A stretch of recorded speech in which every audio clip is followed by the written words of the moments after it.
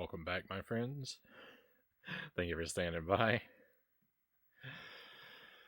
Oh, let's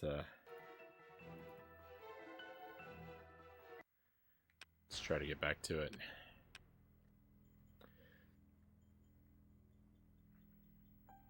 Boofinger says I'm buying an EverDrive so I can buy it for the last time.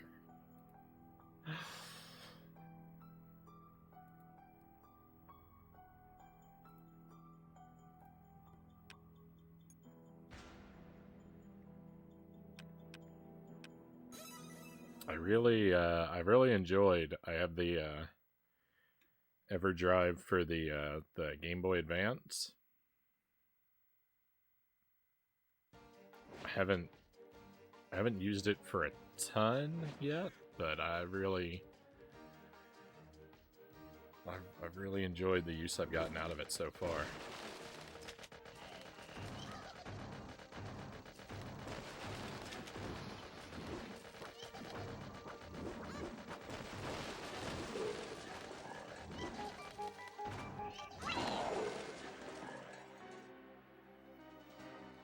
Bad start on that one.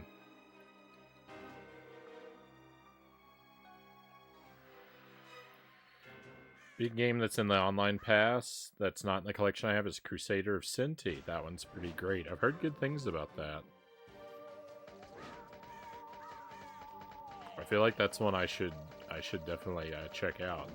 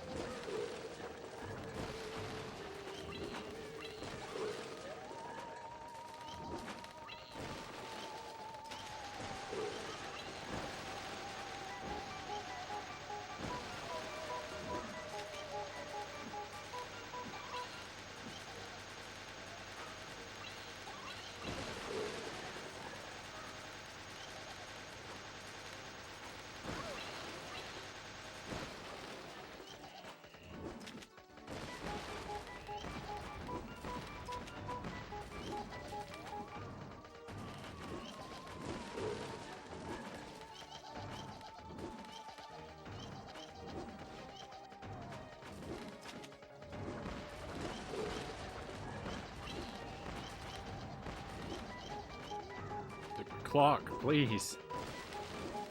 Oh, goodness.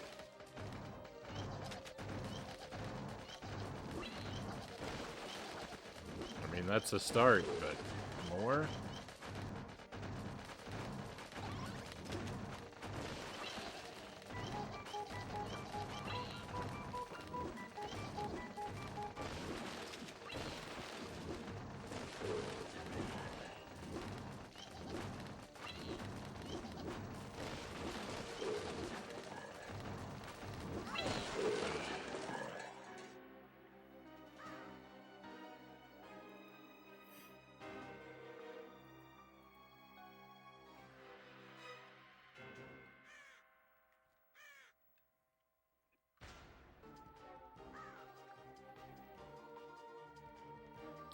Feel the Zen. Ah, I wish. I felt like I was getting close. Hey, Pokemons, welcome in.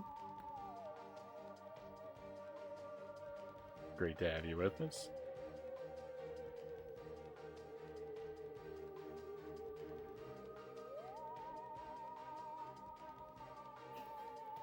Don't play Splatterhouse 3. No one seems to be bothered but me. But I think the series finally became terrifying in this. It legit got to me. I mean, I've got to check it out. I can't. I've got to take that risk. Maybe it'll disturb me to the core too.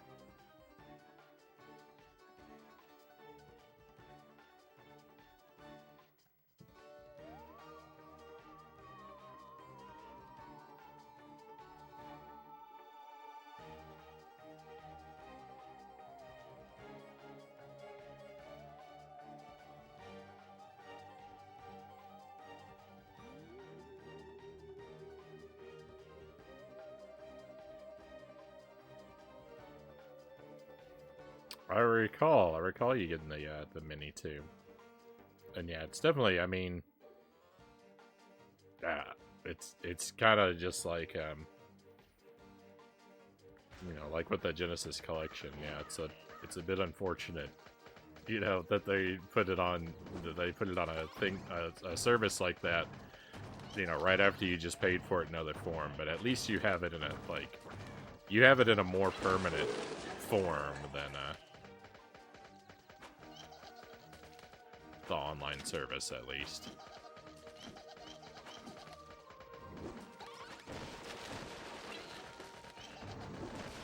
I mean, I don't know what the, you know, the lifespan of those I don't know what the lifespan of those mini consoles is going to turn out to be, but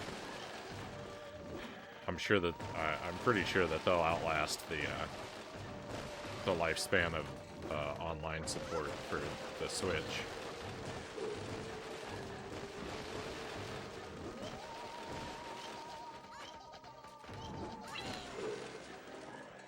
Bad attempt, bad attempt.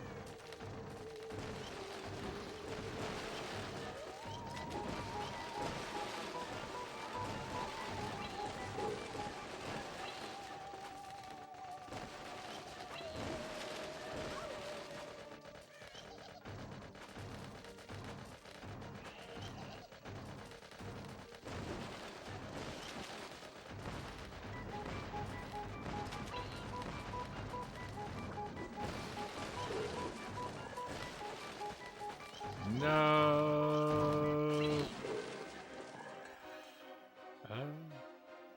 Yeah, is the picture homemade pizza bread? Yeah, it's a homemade pizza. built on top of Texas toast garlic bread.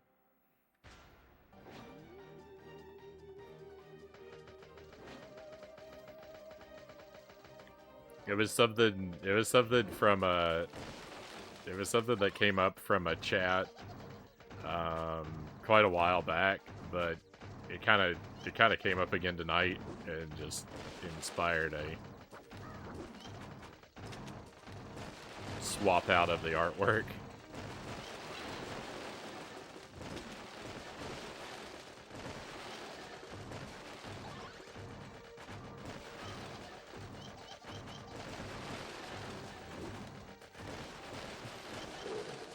Good night, Dynamite. Thank you for being here with us.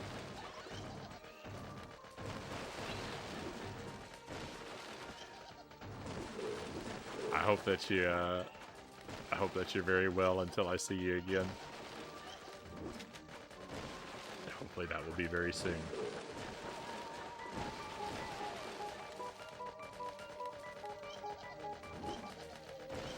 So the plan is to do a stream tomorrow night. I don't usually stream on Saturday nights, but I've got the house to myself tomorrow night, so I'm gonna use the extra time to do an extra stream. Not entirely sure what we're gonna be doing, so sorry I can't really give you a heads up, but we'll look at the next WiiWare title. I mean, assuming I make it through this, which, again, I'm gonna try to stay committed to. We still got time. So, you know, I'd like to start up the next WiiWare title and then do something else in the latter half of the stream.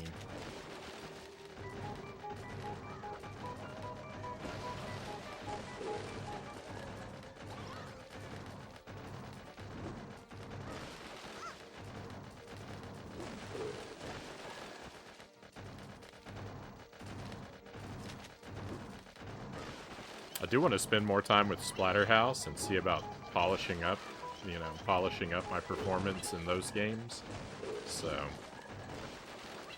that's a very strong possibility.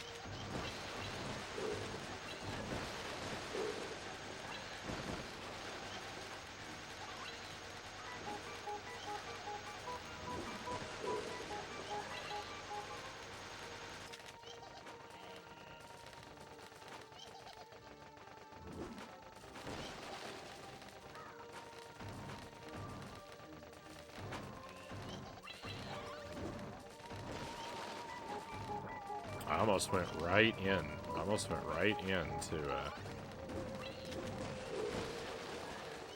that anti-power up.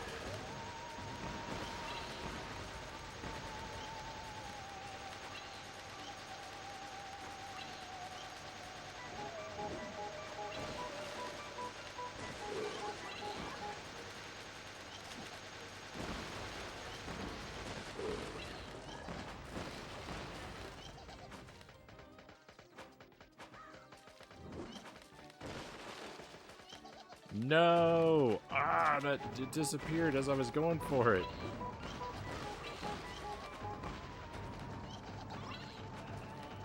Now I'm desperate for time again. I went from really good on time to desperate.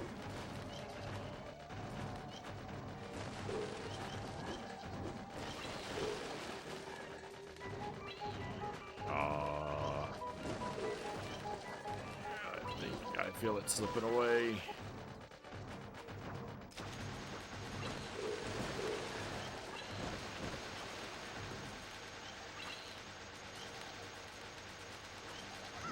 No! Ah, no, that's almost exactly how I did last time.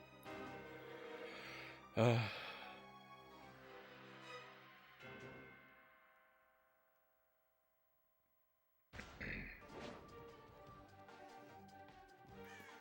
mean, not the last run, but our last close run.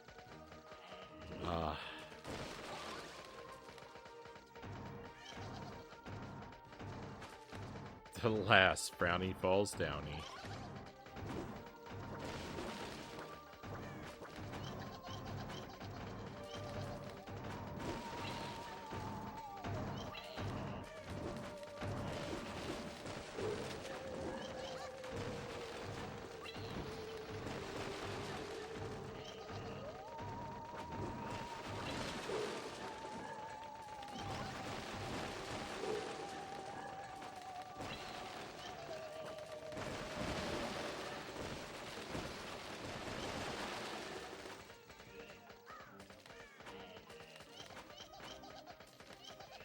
Agent trip at the finish line, Frownie. That's me.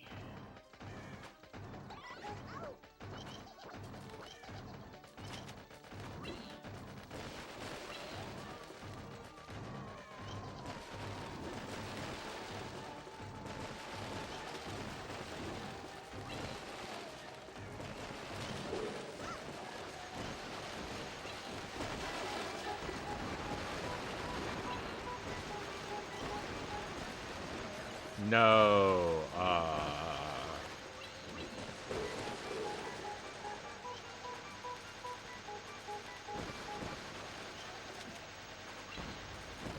I did grab a good item right afterwards, so...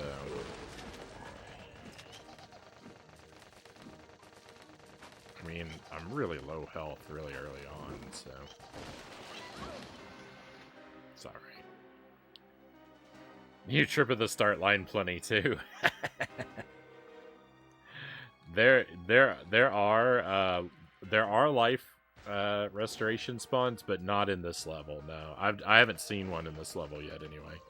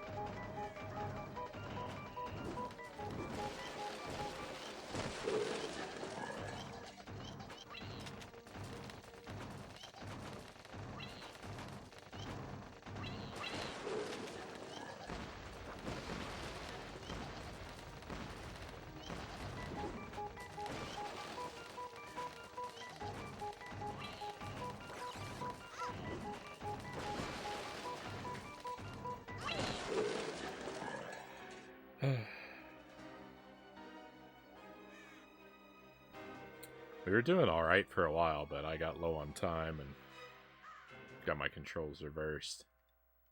You're going on 1 heart for a really long time last time. Almost had it then. We were close.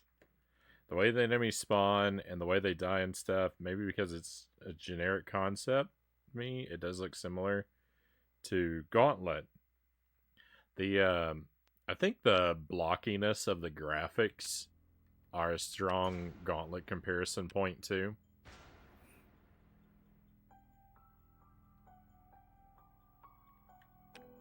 It's just, it's not, well, it's, the crystal count is a separate thing, Pokemon's. It's actually 1,200 enemy kills on this level. There aren't actually any crystals on this level. The crystal count is the higher numbers. That's just all zeros right now, because this stage doesn't have a crystal objective. Yeah, it's 12. That's even worse. It's not that bad. It's not. You could take out a lot of enemies really quickly sometimes when you have the right weapon. It does require a little bit of luck. It requires a lot of focus.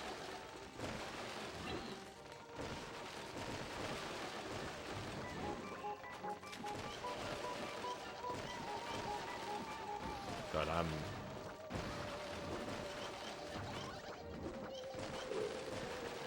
I know I can get it. I know I can get it eventually.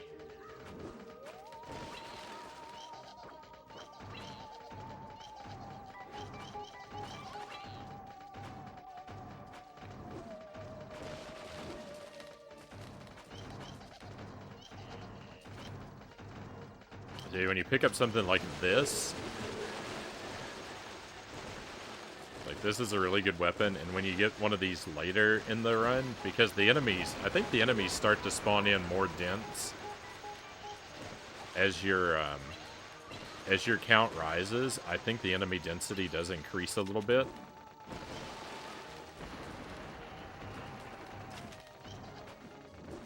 Because I feel like I tend to go from like a fairly low number for a lot of time, and I'll be at a fairly low number for a big chunk of time, and then, like, I feel like it just kind of suddenly shoots up after a while. I think that's just increased enemy density.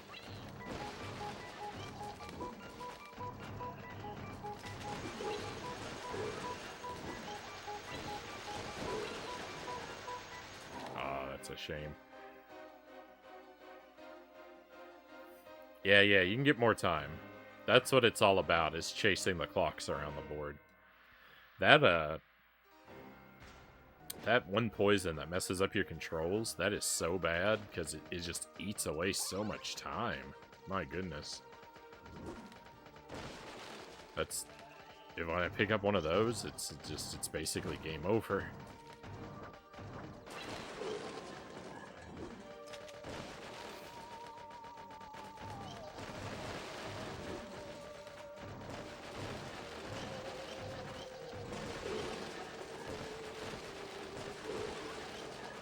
Yeah, the stage is basically, it's just chasing clocks around the board. For the most part, except you always need a weapon power-up too, so.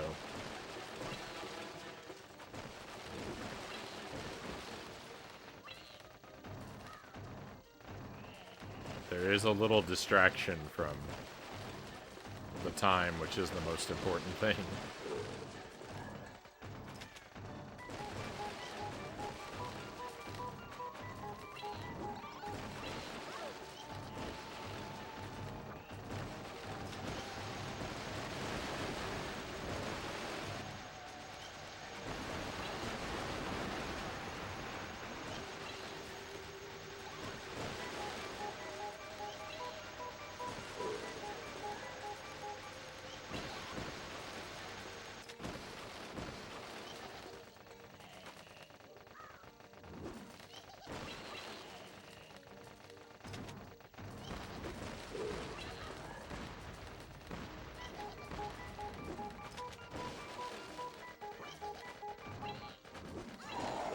Oh, yuck.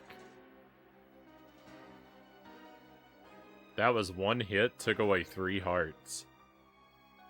Hey, Waz, great to have you here. Hope you have an excellent weekend. I'm struggling. I've been stuck on this level for a while. A good long while.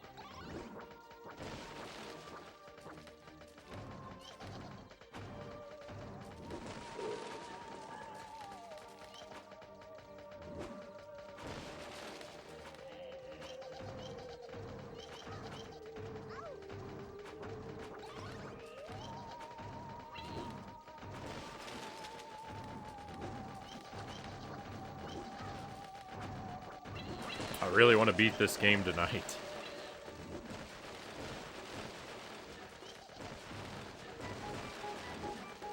I've got about 2 hours left to make it happen, and it shouldn't take that long.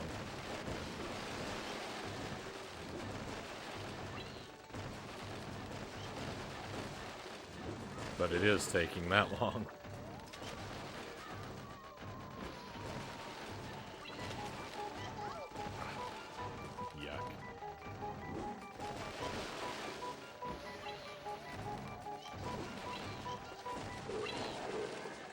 The other concerning thing, if you just got here, there's no health power-ups. If I get hit in any of these runs more than 5 times, that's it. Well, see, that's the thing, is like, yeah, you usually switched over to the second game by the time I got here. I started a little bit late tonight. We started at midnight, which is, you know, about an hour late for me. But then, yeah, I've been stuck in this game. I don't really have a firm plan for a second game. Like, it just says question marks in the title. And there might not even be one if this takes me too much longer.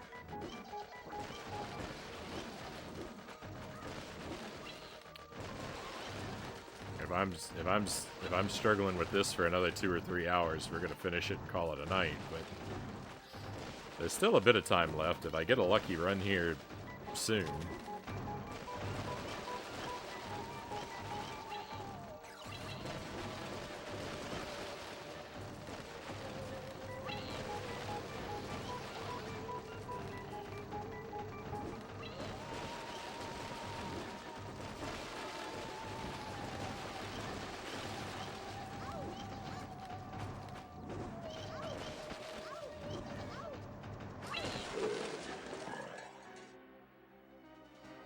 Yeah, one of the power-ups causes me to throw meat. The meat is a distraction for the enemies.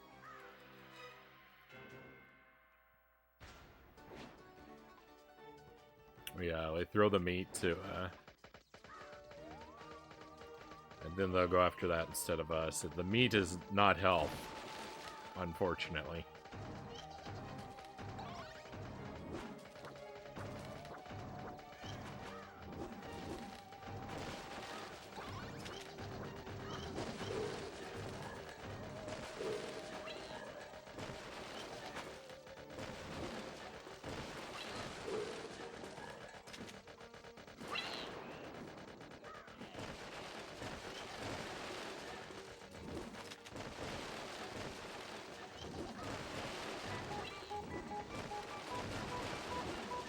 That's wall meat abuse.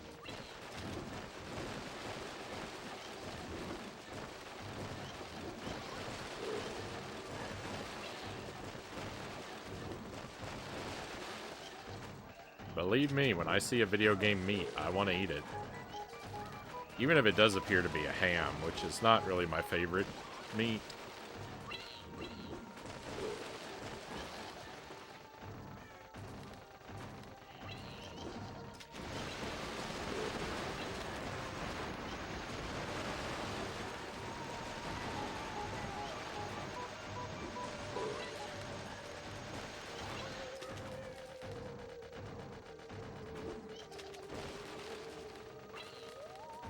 So I know that most bacon is made out of pork, and I've heard of turkey bacon.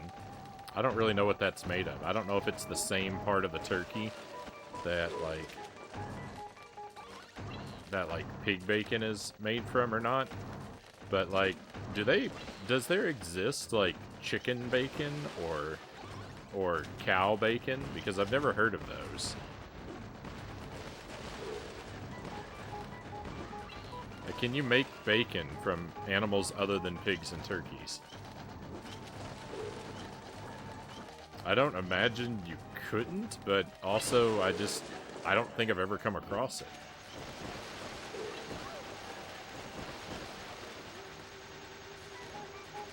There are a great many things I am unfamiliar with in this wide world, though.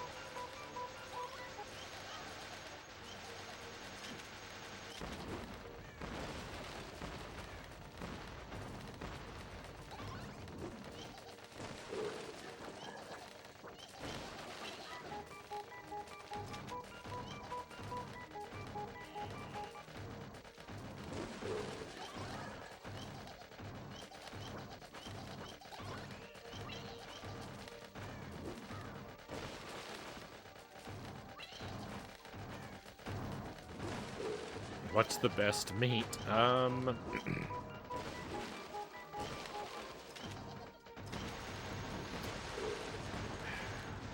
Chicken is probably the best in a lot of ways. Like, it's,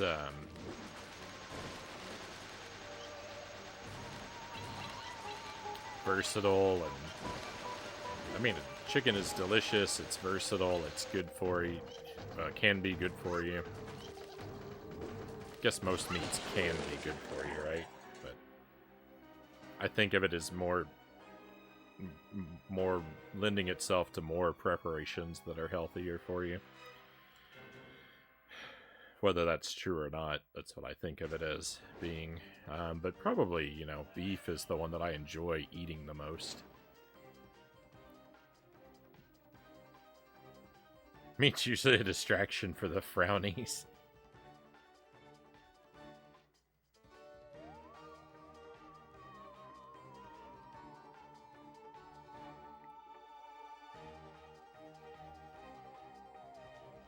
I bought 5 pounds of beef bacon today. It does exist. It does exist. Turkey bacon's actually pretty good, Waz says.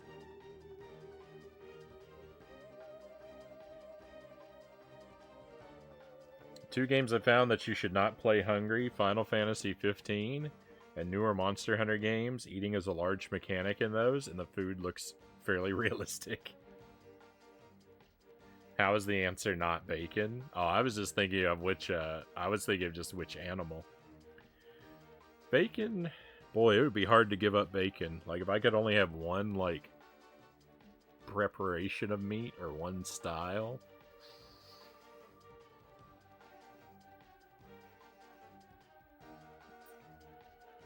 Or, like, one part of the animal, I guess. Bacon would be pretty hard to give up. If I could still eat eggs. If eggs count as meat and I lost those. I wouldn't want eggs without bacon, but I also don't think I would want bacon without eggs.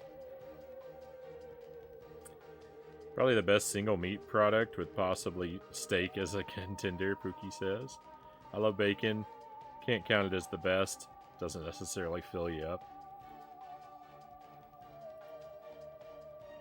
I mean, like, the best cut of meat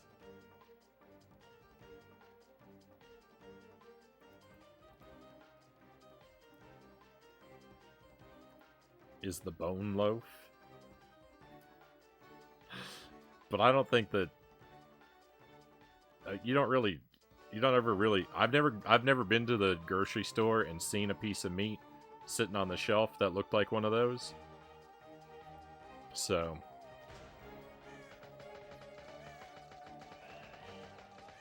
but that, I mean, look at it. It's like meat on the cob.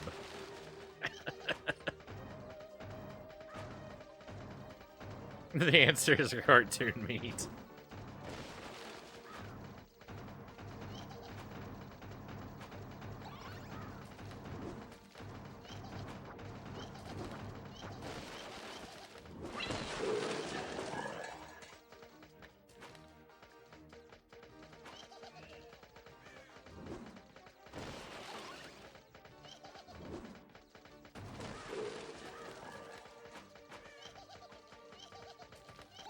I'm really partial to stir-fried preparations of, you know, like, stir-fried meats. I don't know. I like grilled meats. I like, you know, I like meat in general.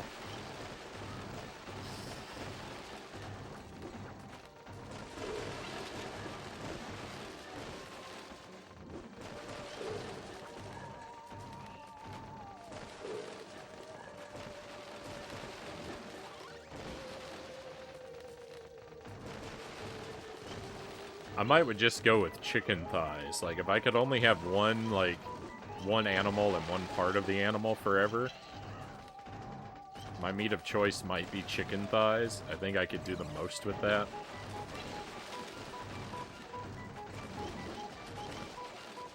I would give up bacon before I would give up chicken thighs, I think. That's my calling. Start my own butcher shop, Frownie's Bone-In Butcher.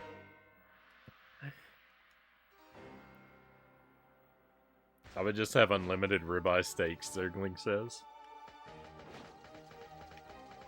I mean, if I'm getting the meat for free, like as part of the trade, for like I can only have this one animal, this one cut forever,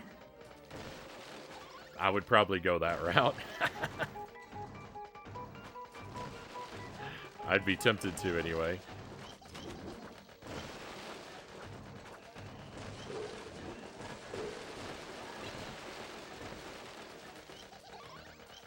Not that chicken thighs are the most affordable, but they are, you know. They're not going to set you back as much as a lot of stuff.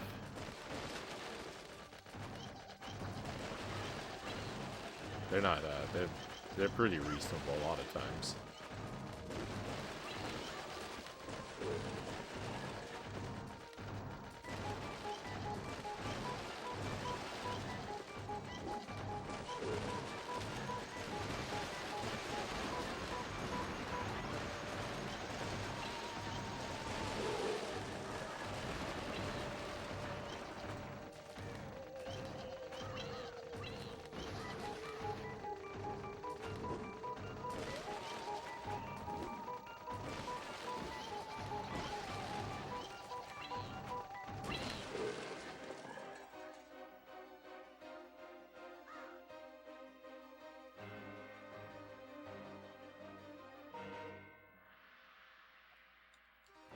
Do love bacon, it can't count as best. It doesn't necessarily fill you up while it says. I don't know if I finished that sentence before.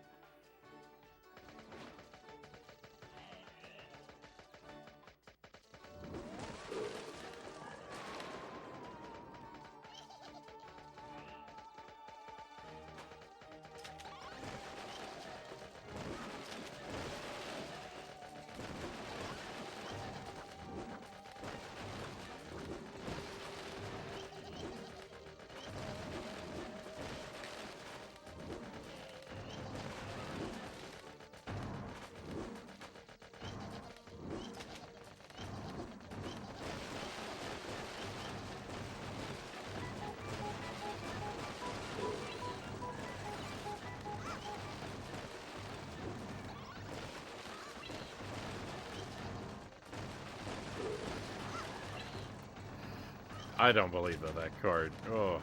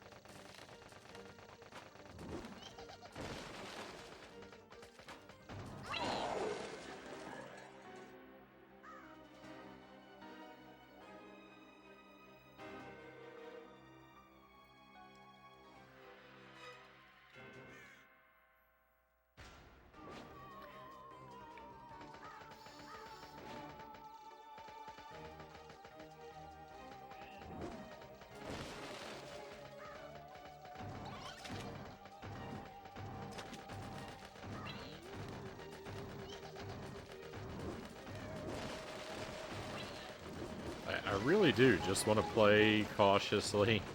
Just go from clock to clock. Pay attention and do a good job, and yet I'm not sure where the disconnect is.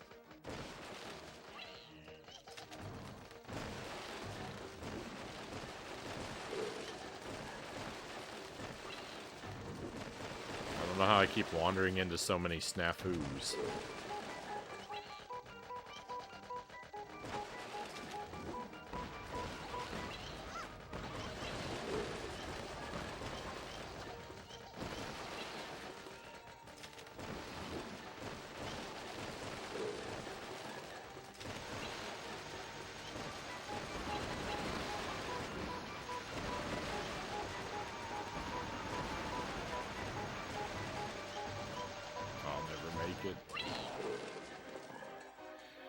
Hey Doodalert, welcome in. Looks hard. It's pretty tough. This is a tough level. I believe it's the last level before the final boss of the game, so like it's rightfully tough, but I've been struggling with it for I think close to 2 hours now. It's been a good long time.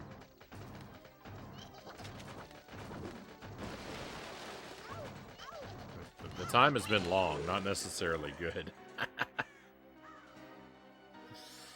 I do appreciate you joining us tonight. I hope you're doing well.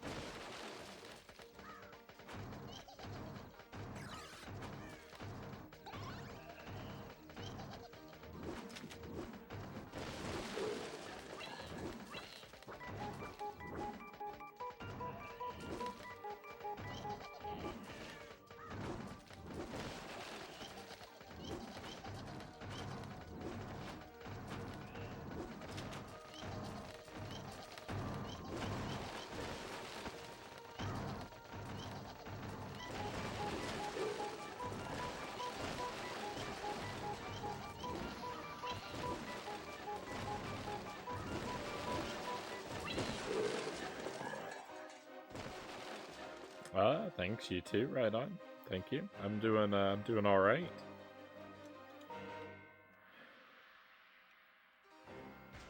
Nothing unmanageable.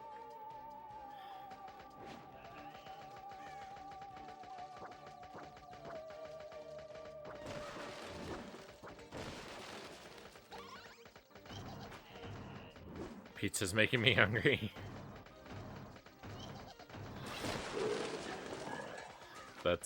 Those are little mini pizzas built on top of garlic bread, Texas toast garlic bread. I made those a while back after we had a conversation about them in the chat one night, and I just wanted to share my work, since it's not often that, you know, something from the chat becomes a reality like that. And then this was a while ago that it came up, but then something kind of brought the topic up again tonight, so I just shared the artwork, shared the photo again. Sounds awesome. It's pretty good. It's pretty good. They may be a little bit, like a little bit more trouble than they're worth. Maybe a little bit more expensive than the outcome is necessarily worth the way that with the way that I built them. But you know, it was definitely a successful experiment.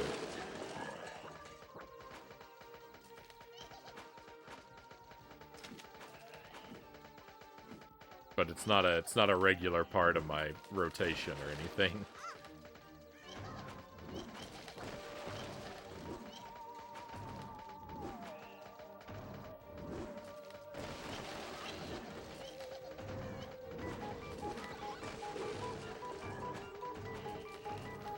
Just because just the cost of them, like with the because you can't see, but I use two types of pepperoni underneath the cheese and the sauce. There's a layer of big deli pepperonis between the bread and the sauce to kind of protect the bread and keep it from getting soggy.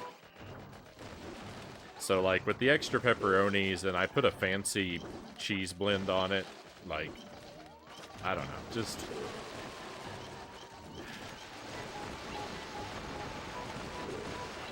they are good, but maybe not a great value, is just all I was saying about them.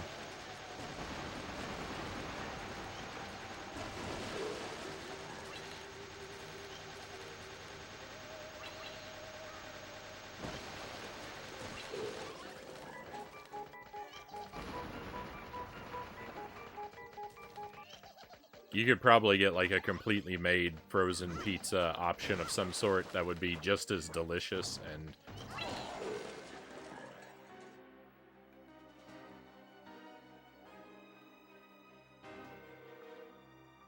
much less work and a little more cost efficient. We're talking about foods that ruin the roof of your mouth.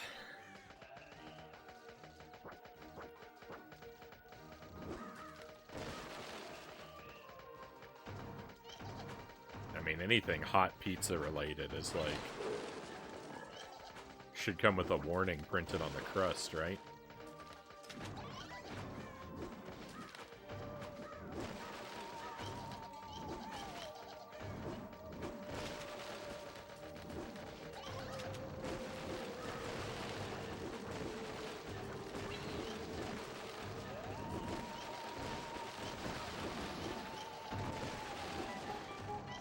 I don't know.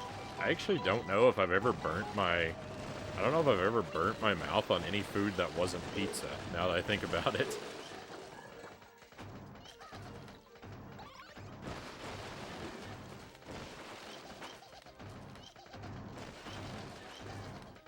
I know there are other ways. There are like other ways that foods can damage the roof of your mouth, right? Like a really crunchy, like kind of bread can kind of like scratch up the roof of your mouth.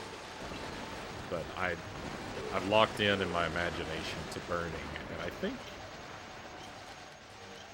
I don't know if I've burnt my mouth on anything other than that. I mean, I guess coffee, sipping really hot coffee has kind of burnt my mouth before, but not really the roof of my mouth.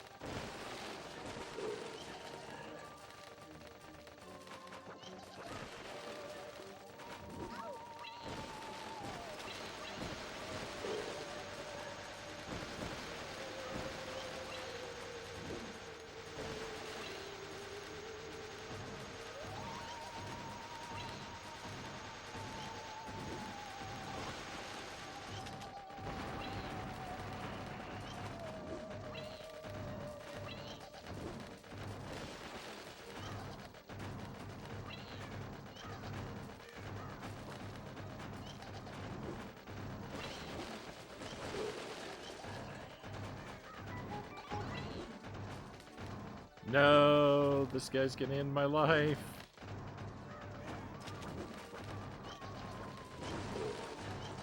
Oh, that got so close. No, and then I was rushing for that hourglass. I ran into the fireball. I'm now uncharacteristically hungry and need to go eat dinner early, Tuesday says. It's a menace. I'm plaguing everyone with the curse of hunger. Jump King burnt my mouth metaphorically. Hot soup. Have I burnt my... I mean, probably I have. I just don't... I feel like I'm usually pretty good about, like, you know, letting the soup hang out on my spoon for a while if it's too hot. Warning crust pizza sounds even more delicious, Budafinger says. Burnt mine on lasagna. Lasagna is one of the foods that I don't eat. I am a like really bizarre, like crazy picky eater, and I don't ever combine pasta and dairy.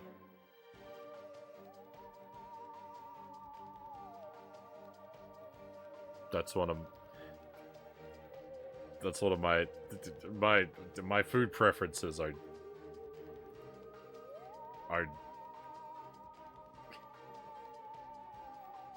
I've got a lot of weird hang-ups. So lasagna is a no-go for me. I have tried it before. On 2 different occasions I've tried lasagnas, but I just can't, not for me.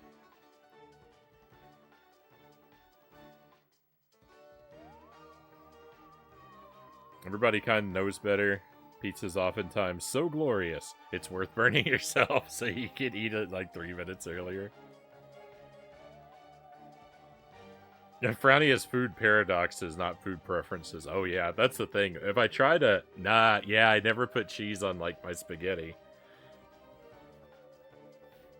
Because, like, when I try to give rules for, like, to explain, like, I don't like this or this or this, there's always tons of contradictions. Like, one of my rules is I don't combine dairy and produce. Except I do, because I eat pizza, and I know that tomatoes are produce, right? But don't tell me that. I don't want to think about it. But, like, broccoli and cheese, I could never eat.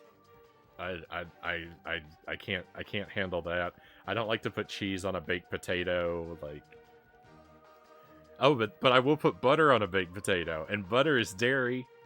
But again, don't tell me that, because my rules don't make sense. It's all just a mess. Oh yeah, and condiments? Yeah. I have a dread phobia of most condiments. I don't know what it is, but like ketchup is like the prime offender. Ketchup makes me really uncomfortable. I don't like to sit at a table with ketchup. I don't like to be in the same room as ketchup. Ketchup is the prime offender, but the mayonnaise, mustard, relish, they're all villains. Except, like, I could eat, like, a barbecue sauce or a steak sauce. I could handle those. And I don't know, they're not significantly different.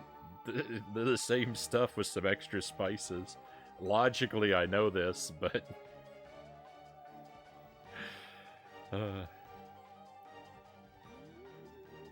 The horror scene I described just with ketchup. Yeah, that's my biggest, like, food phobia.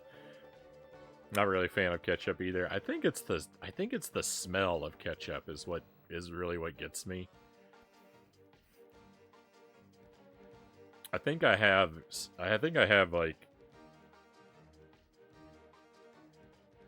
might, like, have a particularly strong sense of smell, or I have a particularly strong aversion to particular smells, is more what it is, probably. There's a lot of foods, I think, that one of the biggest thing is, like, the smell of the food can really,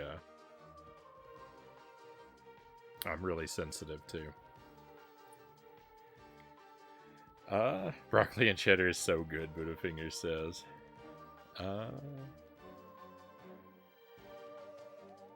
Just let me have mustard. Let me love my mustard, Waz says.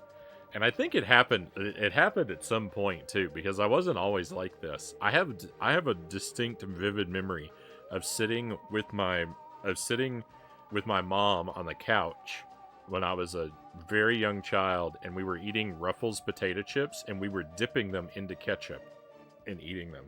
I know I have memories of eating ketchup, and it would be very difficult for me to do for me to do that nowadays.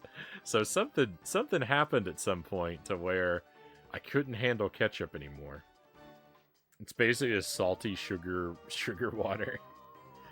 It's just sugar and tomato paste and vinegar and water, right?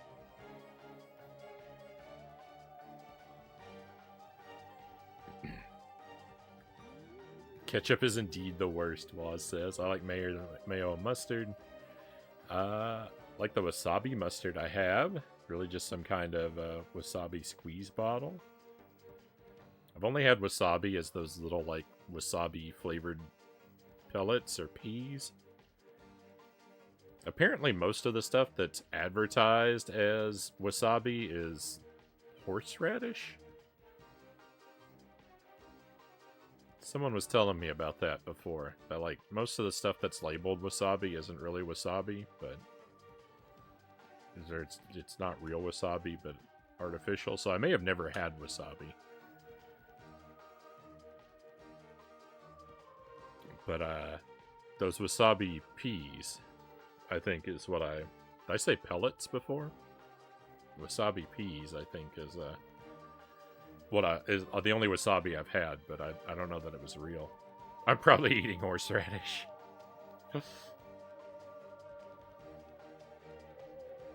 What if I told you that ketchup was just thicker, ultra mild hot sauce? I have thought, what if I made my own ketchup from scratch? I was kind of thinking if I made my own ketchup, would I be bold enough to try it? I thought that might be a good way to, like, conquer the fear. Because I really don't like the idea of sitting down, like, just sit down with a French fry and a bottle of ketchup and try to, like, willpower myself to eat it. Like, the thought of doing that makes me really anxious. But I was thinking maybe if I made my own ketchup from scratch, I would be able to overcome this, like, mental block, and I'd be able to try it. But I don't know. I don't even know if I'd be strong enough. I don't like to think that I could be defeated by a condiment, right? Like this. I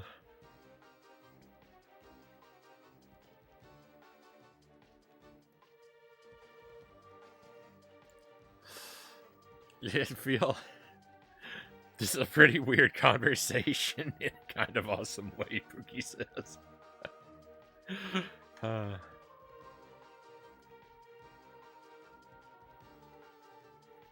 don't know. Maybe I could motivate myself. Most wasabi in the US isn't actually wasabi, Waz says. If it's neon green, it's not real wasabi.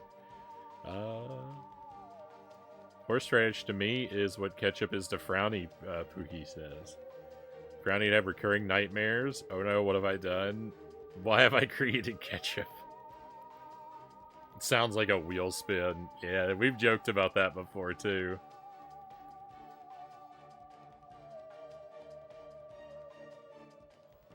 I would love to. On the one hand, I would love to be bold enough to conquer my fear, and to do it live on the stream would be, would be a reason to pat myself on the back. That a lot of people wouldn't understand, but some people would. But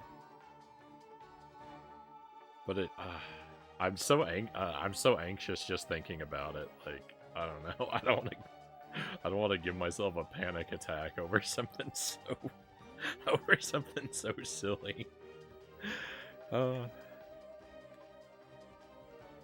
Ketchup used to be some kind of non-tomato white sauce until a company figured out how to make the tomato not rot in the jar, Doodlert says. I've heard of mushroom ketchup before, which I might be willing to try. Like ketchup flavored potato chips, Doodlert says. Is part of the reason that you don't like it because it never goes bad, and it should because it's tomato based? That's pretty off-putting.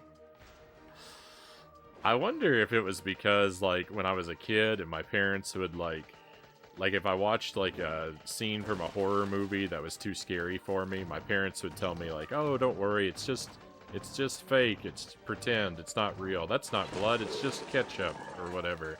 And, like, I wonder if that, like, when my parents told me that, like, over and over again when I was a kid, if that, like, fused two neurons in my brain. So, like, now, like, whenever I think of ketchup, it also triggers, like, the part of my brain that's, like, associated with, like, horror and death. And so, like, that's sort of, like, that's why ketchup, like, triggers my fight or flight response.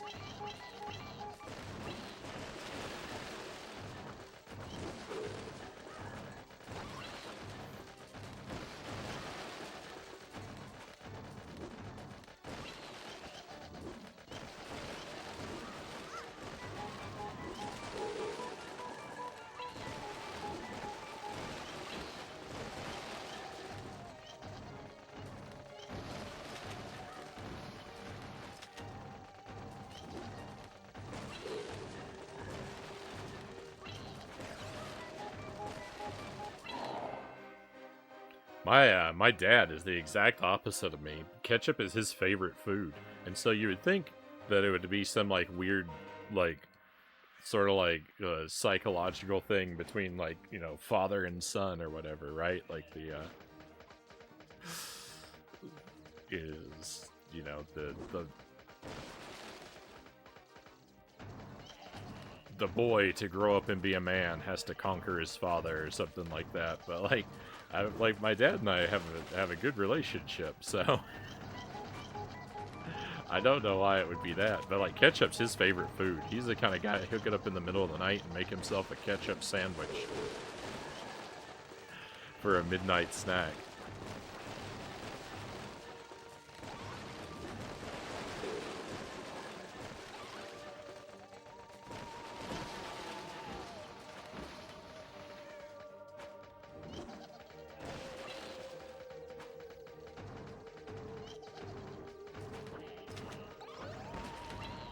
But I don't know. Aside from the ketchup thing, we're a lot alike in many ways, and we rarely butt heads with each other.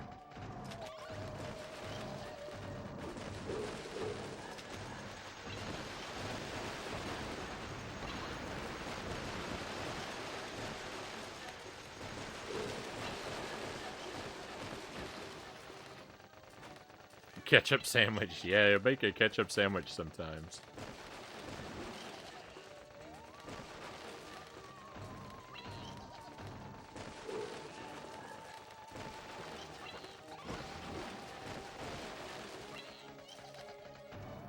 It's one of the things I think he developed a taste for, like, when he was young, like one of those, like, you know, one of those struggle meals.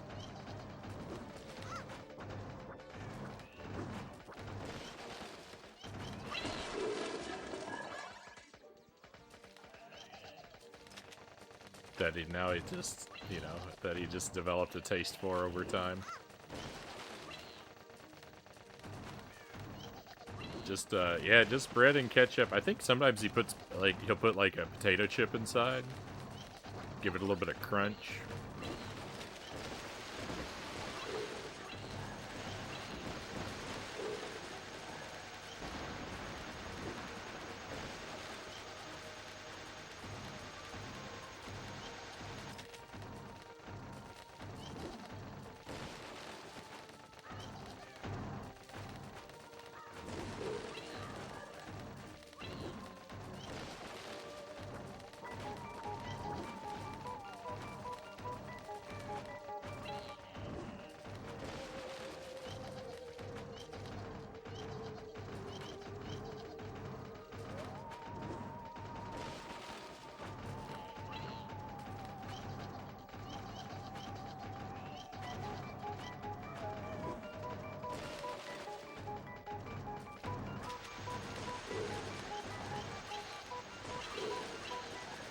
Couldn't find a clock.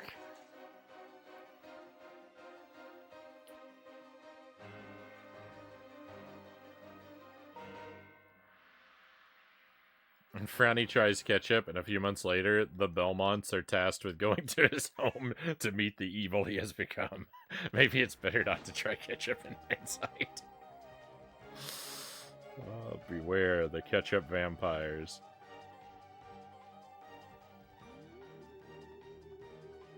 Might just be you associating with human blood, Dude Alert says. Frownie fell in a ketchup vat on a field trip to the Heinz factory. Yeah.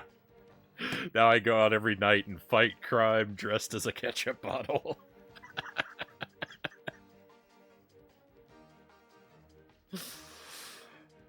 I wasn't allowed to watch scary movies except for the Alien movies. And Event Horizon. Wow, Event Horizon's a pretty extreme one.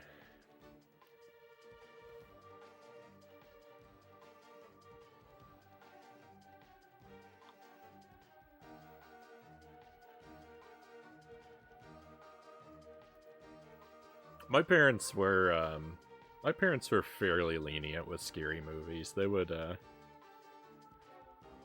they let me watch them when I was pretty young.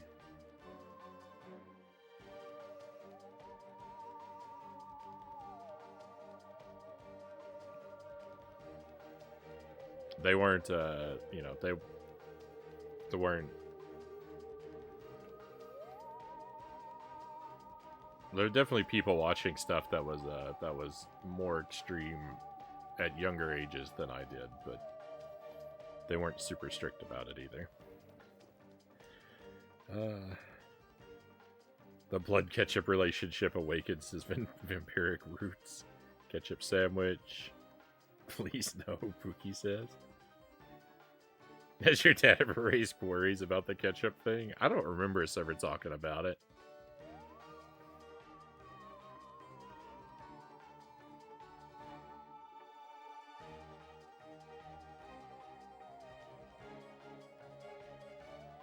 A ketchup sandwich would make ketchup completely gross to me.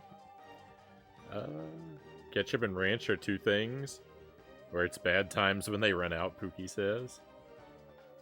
I like peanut butter and marshmallow cream sandwiches, Dude Alert says. I've never tried that. I would probably like it. I might feel a little bit weird about bread and marshmallow together at first, but it could probably grow on me. Ketchup sandwiches are pretty horrifying to me, Pookie says.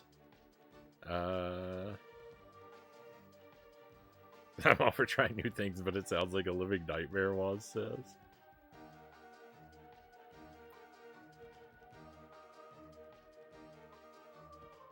Watched Event Horizon like a week ago, Pookie says. It's a pretty crazy one.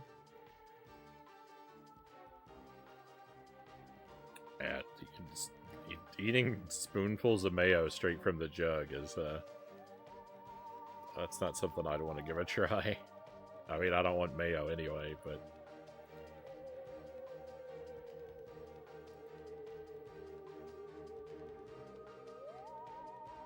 My parents are very strict about movies and games, Pokemon says. Grandma didn't know any better and let us watch whatever we wanted.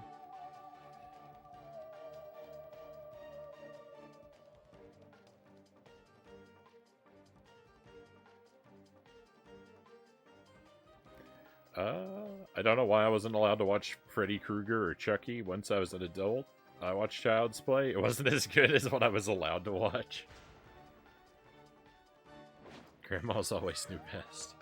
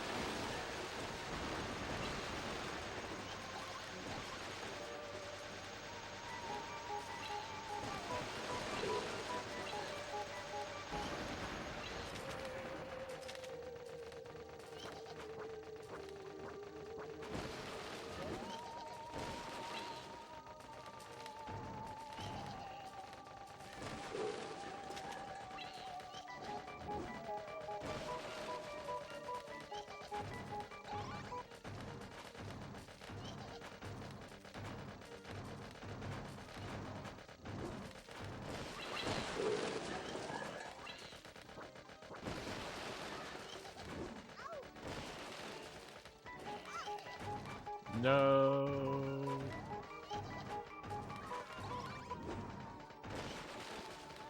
I was making a beeline for the, or I was trying to make a beeline for the, what's it called? The hourglass. I ran into so much damage.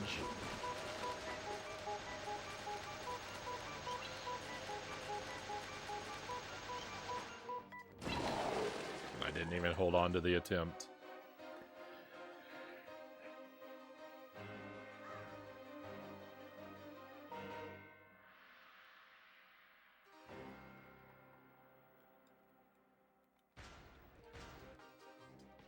Blade, South Park, you name it, we watched it, Pokemon says. She could hear the TV but didn't mention it to us. It's not like we misbehaved. They're good kids for the most part.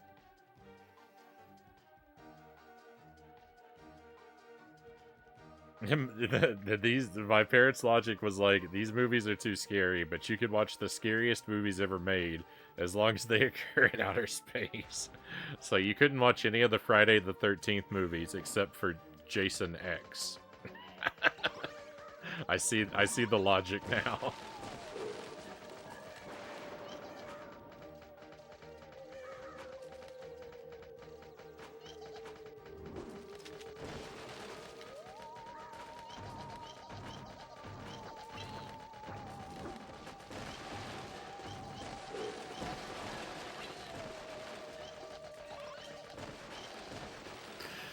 So you could watch, like, Hellraiser 4, Leprechaun 4.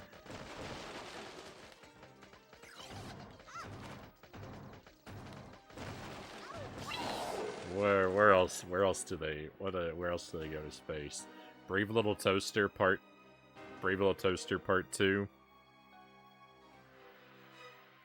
That might seem like a weird pull, but the Brave Little Toaster is one of the scariest movies ever made.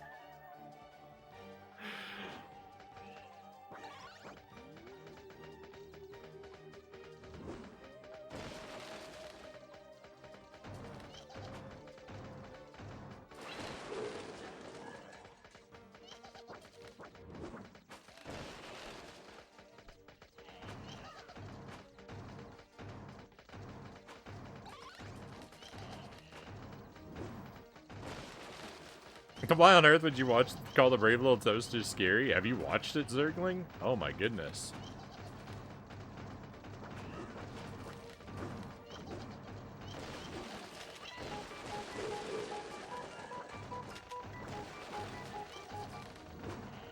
It's a B movie is like super spooky.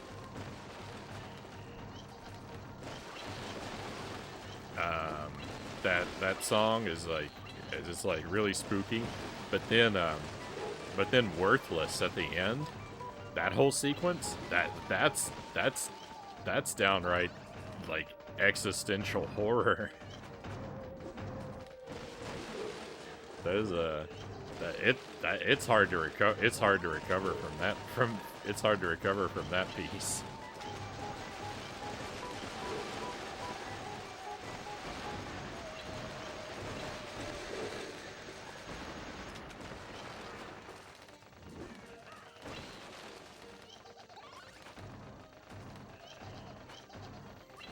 Two or three times. I don't recall anything scary about it.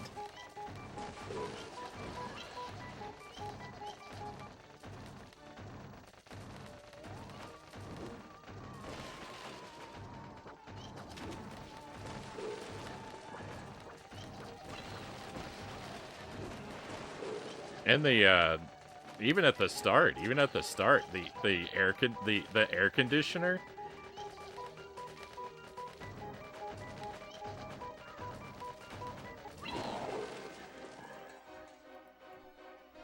That part right there make you want to run out of the room. Fuki gets it. The air conditioner, yeah.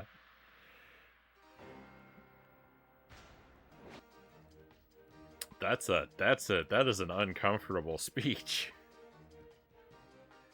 The basement scene of the Brave Little Toaster is horrifying. Yeah, that's the B movie sequence. I have to go rewatch it. Yeah, that's I blocked that seed out of my memory. That's if you search for Brave Little Toaster B movie, that's the one I believe Waz is thinking the same thing as me. Why am I surprised? He fears ketchup. Why wouldn't he fear the air conditioner?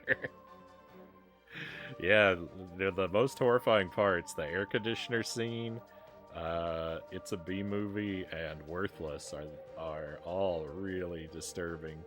Or, you know, they're in different ways. Like, the air conditioner is like an uncomfortable, like, tension. The B movie is, like, spooky, creepy. And Worthless is just despair.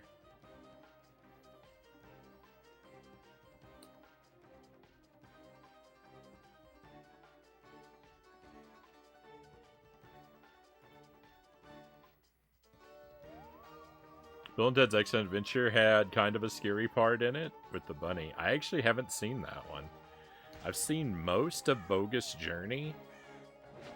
I've never seen Bogus Journey all the way through, but I've never seen Excellent Adventure.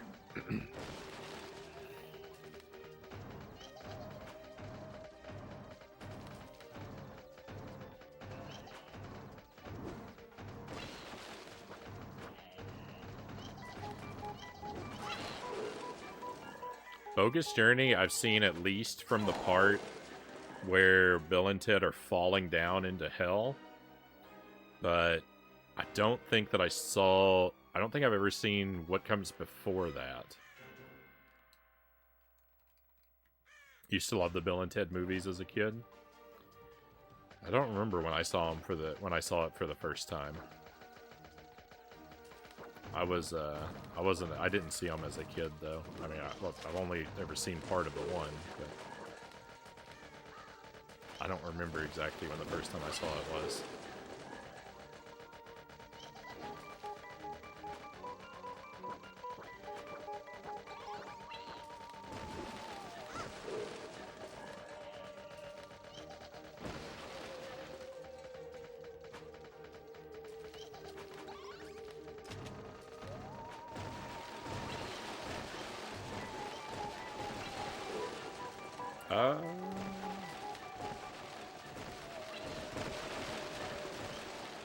I can't even finish it, Pokemon says. Oh my goodness.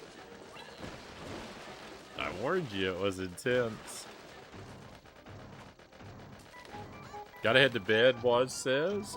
Take care. Take care, y'all. Much love. Thank you, Waz. Always appreciate your company. Hopefully we'll see you again real soon. Be well until then. Sleep well.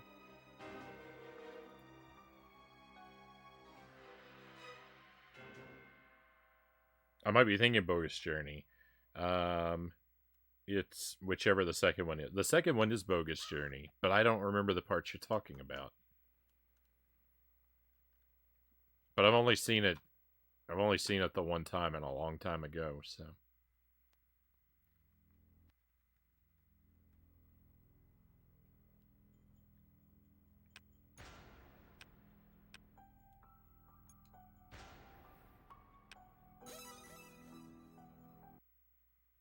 Bogus Journey was bogus. Excellent Adventure was excellent. Pokemon says.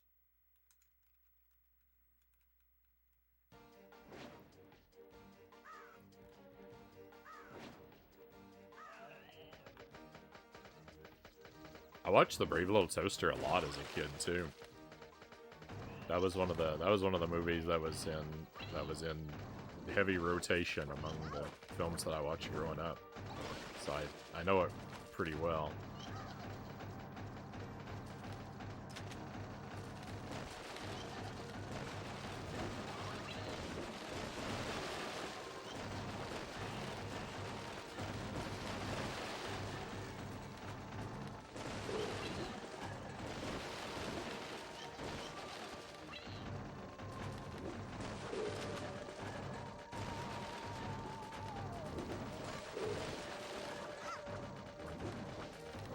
Trying to remember what else was on the tape with it, because usually, because all the movies that we had when I was a kid were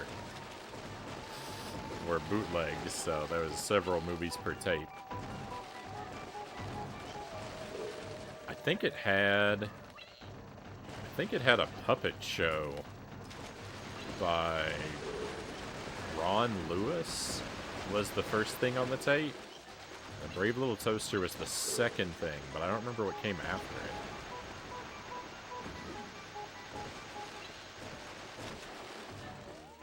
I can remember the tape had this like golden yellow sticker on it, with like the label with like the lines for writing what's on the tape.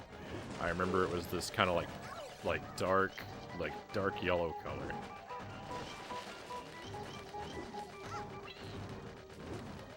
It's weird. It's weird how stuff like that like stays in there, right?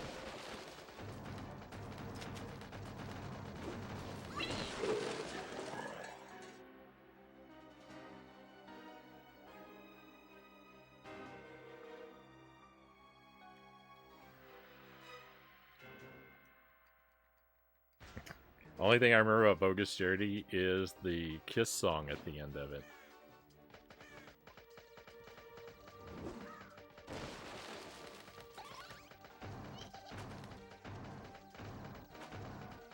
Pookie remembers the bunny part, so I should have seen that part, but I'm sure I did. I just don't remember it.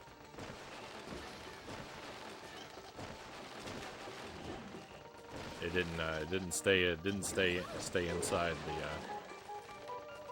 I didn't have enough hard drive space up here.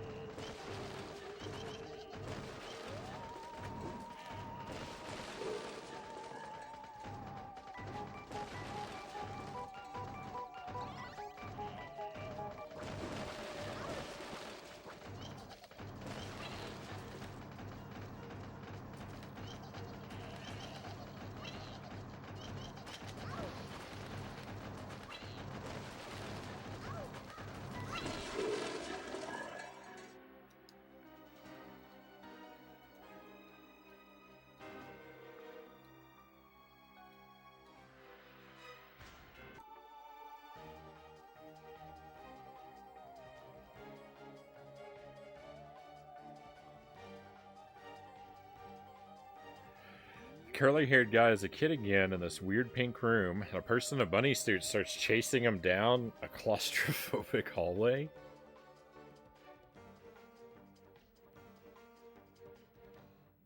Scooby-Doo. Did I watch Scooby-Doo as a kid? Not really. I would see it from time to time. I was never really impressed by Scooby-Doo. I don't know. I didn't get it or something. I feel like when I was young, whenever I'd watch Scooby-Doo episodes, they'd be like from a long while ago, and Scooby and the gang, they're always meeting some weird celebrity that like I had no frame of reference for who it was, because it's someone from like the 70s or something. So it's always like, this week Scooby and the gang meet Don Knotts, and I'm like, I don't know who this is. I didn't watch the Andy Griffith Show back then, so.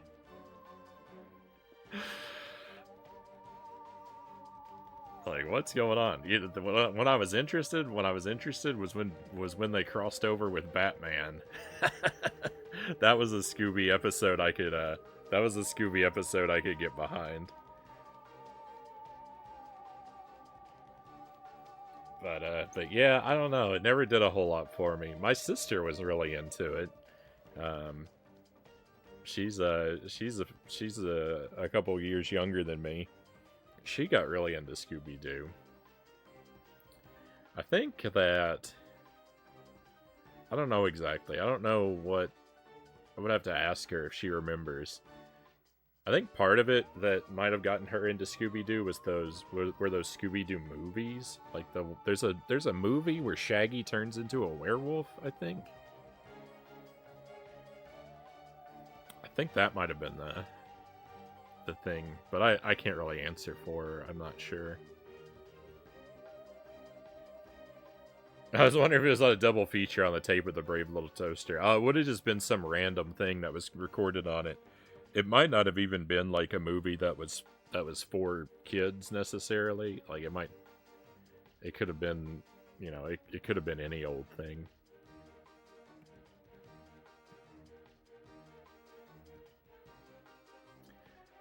I'm usually like, for whatever reason, I'm usually pretty good at remembering like what films were together on tapes.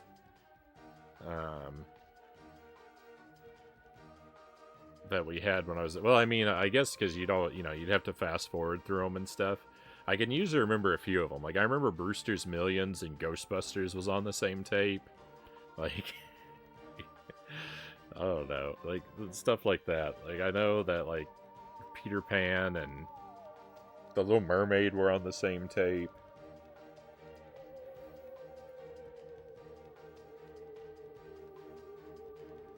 Either from watching them a whole bunch or fast forwarding through them a whole bunch.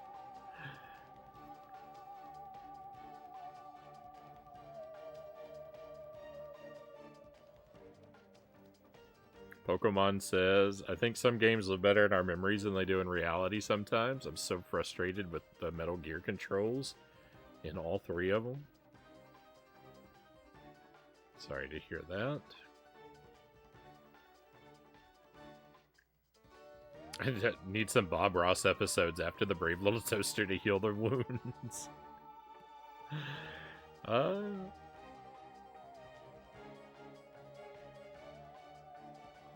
We had Wizard of Oz at the end of a 6-hour tape, had to fast forward past the other two movies. Oh yeah, Greg. Our copy of the Wizard of Oz didn't even have the whole movie.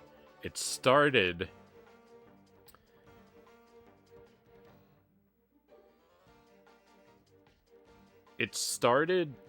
Ours started with Toto slipping out of the picnic basket that Miss Gulch, was that her name, has the after she takes Toto, she's got him she's got him on her bike. I think she has him in the basket. He sneaks out off of her bike and runs back home. That's when our tape came in. So we missed the first part of the movie. And it had commercials in it because it was recorded from like a Thanksgiving broadcast of a television.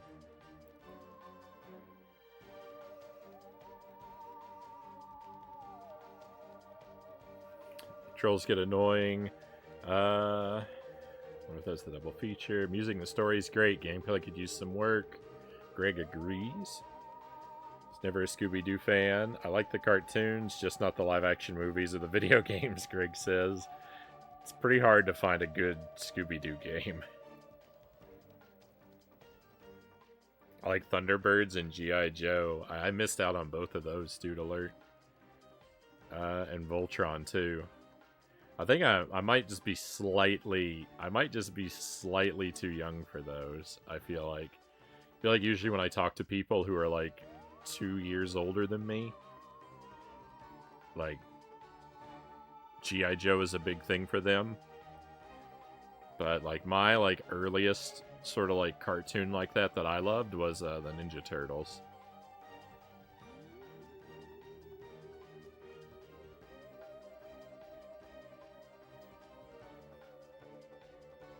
Thought your releases. We're probably pretty close. I'm about the same age as the NES.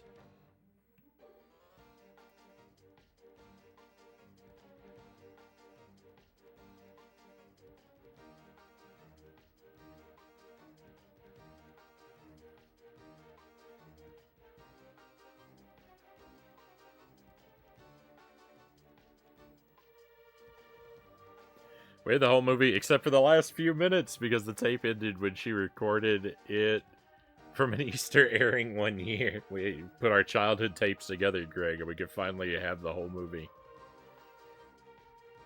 Thundercats brought back memories, Pookie says. Don't know why. I can never remember. Oh, Rush Pirate, ahoy! By the way, thank you for joining us.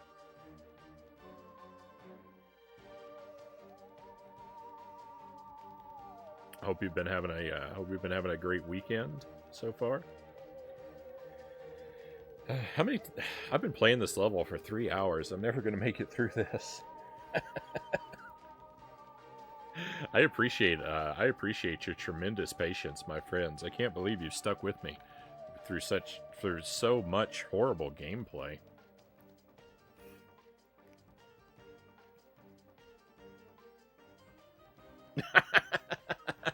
I just rewatched B-Movie and Worthless or Brave Little Toaster, Zergling says. Saw a bunch of happy dancing appliances. Don't understand the fear you guys refer to. You are made of sterner stuff, Zergling.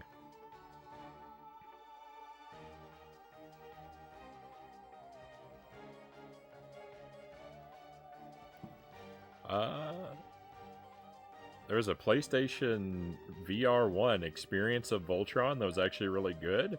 Must have watched it quite a bit. Did recall it, and I just never remember the show directly for some reason.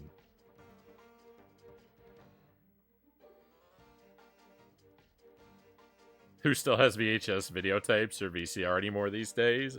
My sister is really big into VHS. She still collects VHS tapes.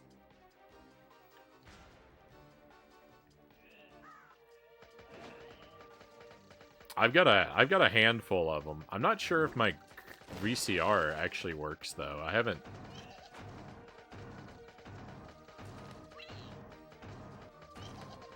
checked it out in a while. I don't know if it's still operational. But I don't keep it hooked up. I did have it hooked up for a while for the stream. I had my VCR set up, but just because I was using it to basically I was using it as a cable splitter.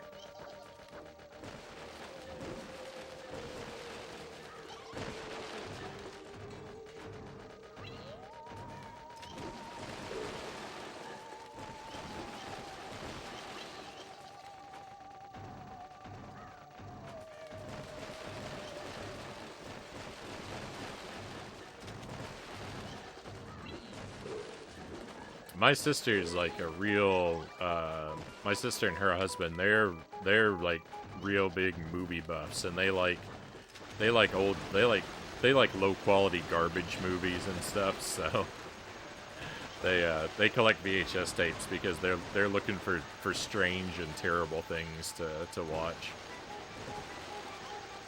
that no one like bothers to preserve in more modern formats. So that's why they're so heavy into them.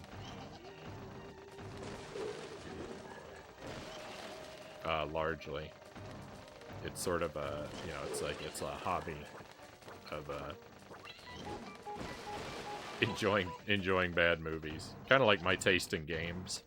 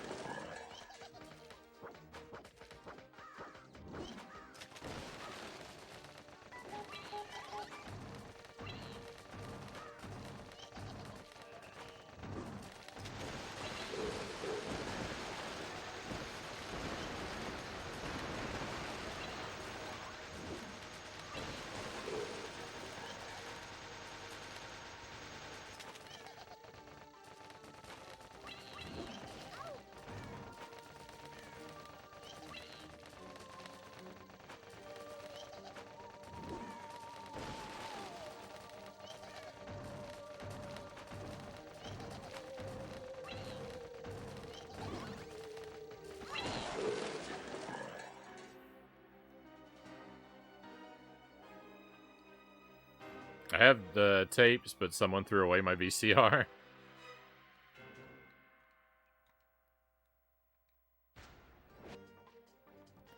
Stupid U game might be good in the style of Resident Evil 1 or Luigi's Mansion, Doodler says. So I've played a good number of Scooby-Doo games. We played the Super NES, we played a couple Game Boy Advance ones. We played one on the Xbox. I played a Game Boy Color one, a Nintendo 64 one. Probably the one on the Nintendo 64 is the best one of the ones I've played. Maybe the Game Boy Color one. They're both called classic Creep Capers, though they're wildly different games.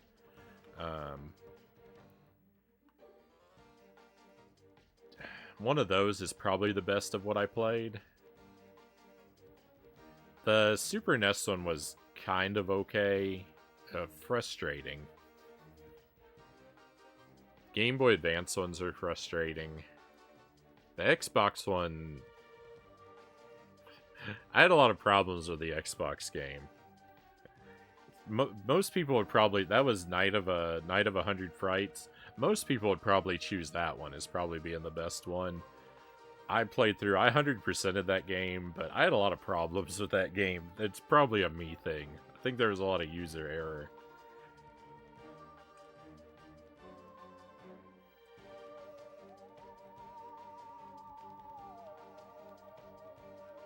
We're here for you, Frownie. The gameplay comes second. That's very kind of you, Pokemons. Remember seeing a game that didn't seem too bad? Wasn't great by any means, but got the job done. Kind of gave me budget Crash Bandicoot vibes in a way, Pokemon says.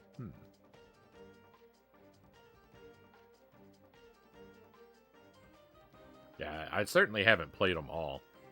A mod of Resident Evil that puts Scooby-Doo characters into it would be pretty awesome. I think horror movies are best on VHS.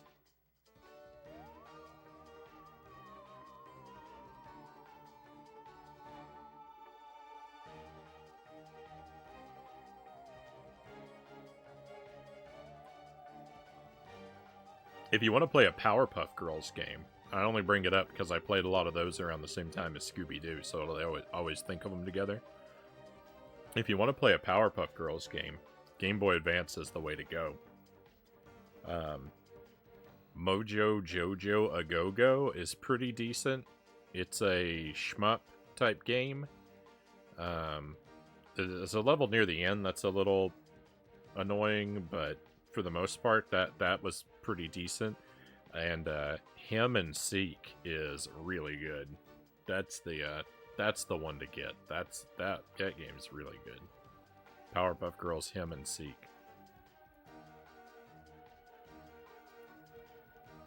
Used to love the Powerpuff Girls show, Dude Alert says. I never really watched that one.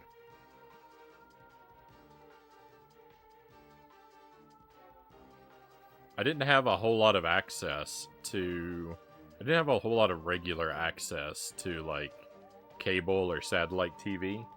So a lot of the, like, Nickelodeon and Cartoon Network type cartoons, I had very little exposure to. Like, I saw, like, an episode or two here or there of a lot of them, but they weren't anything I could really watch regularly.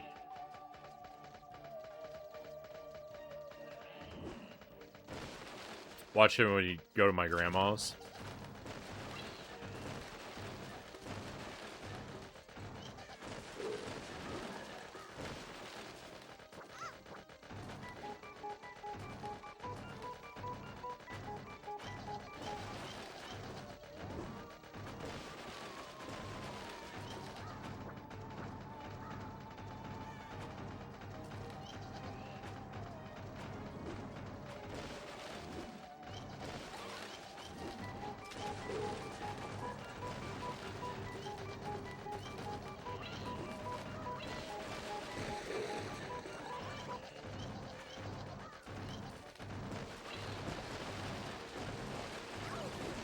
Oh. Right into the poison.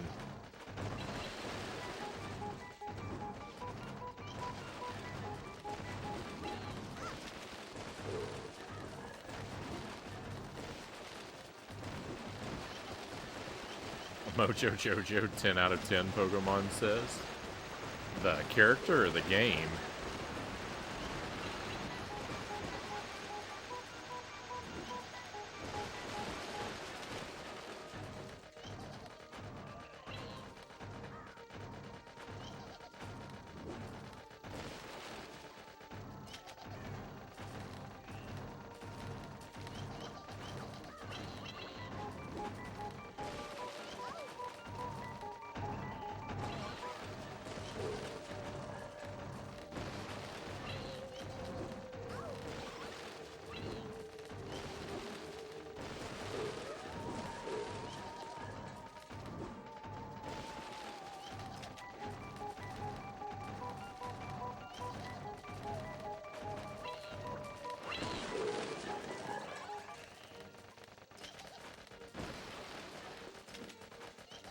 I need more clocks.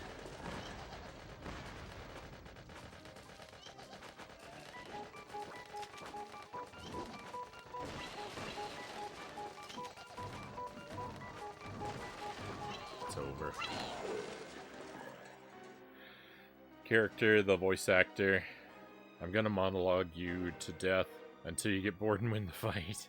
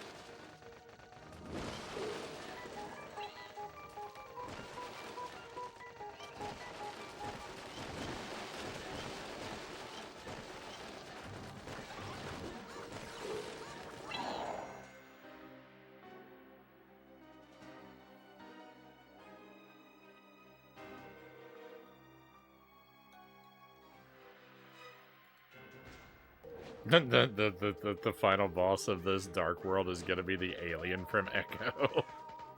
Just to match this. This is, I don't feel as hopeless in this as I did in Echo. Like, I'm certain that I can do this. I don't know. It's...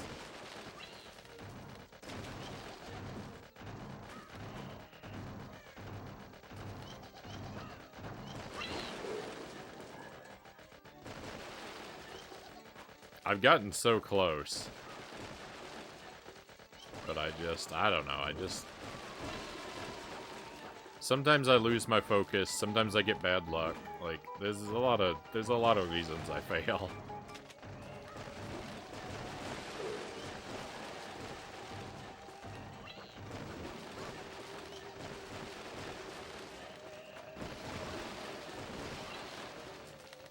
But I'm definitely not in the despair stage.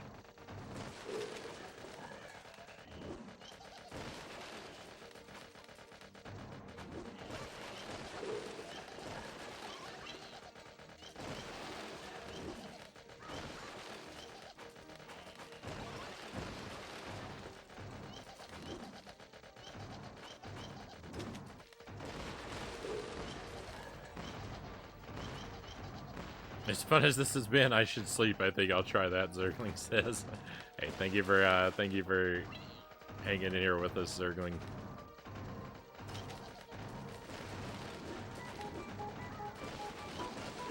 Very much appreciate your company, my friend. Sleep well. See you again real soon.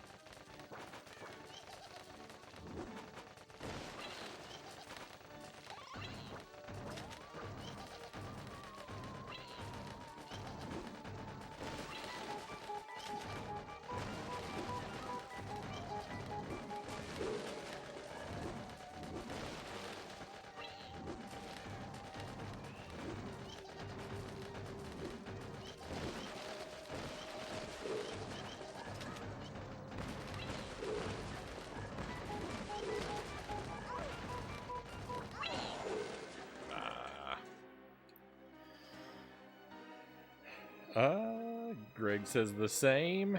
Gotta work today anyway. Good night, everyone. See you next stream. We'll see you next time, Greg. Sleep well. Thank you for your company. I hope you have a smooth and productive day at work tomorrow. For anyone who didn't catch it before, I do plan to stream tomorrow night. So if you have nothing else going on,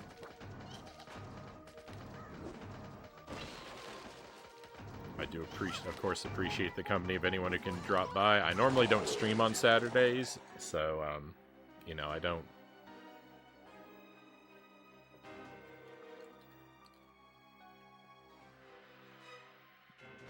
So I want to make sure that I let people know we're going to do something weird this week. I'm going to do an extra stream tomorrow night, Saturday night. And my goodness, I hope it's not this. The plan is to start the next WiiWare title and to maybe do another run through the Splatterhouse games that we played before to see about like maybe polishing up my performance in those. Maybe might want to do a challenge run of them. But that's what I'm sort of leaning kind of heavily toward doing tomorrow night.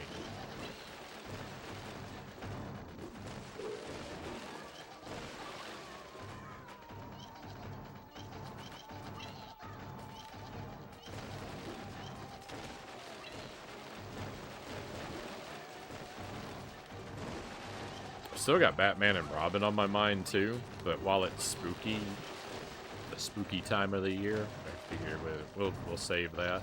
I do want to try another run through Batman and Robin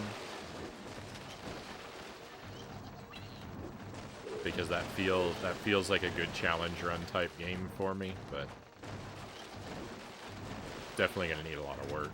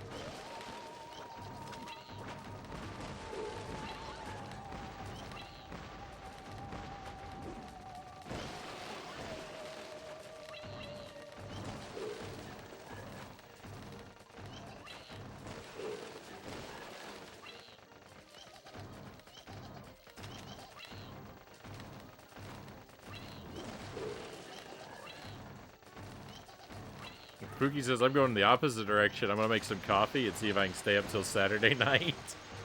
Woke up late. Probably my only hope to get things back on track. I have to do that sometimes when I turn my schedule around. It's just stay up for a really long time.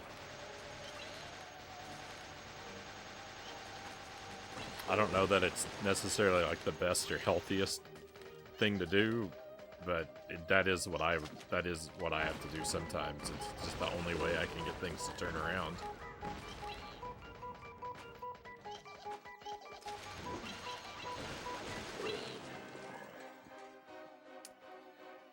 Two-thirds of the way there. Two-thirds of the way there on that one.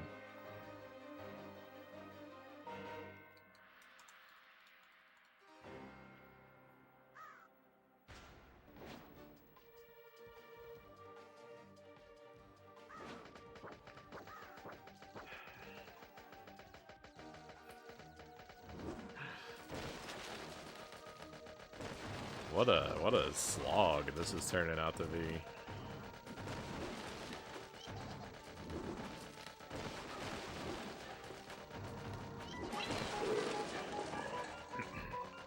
Excuse me.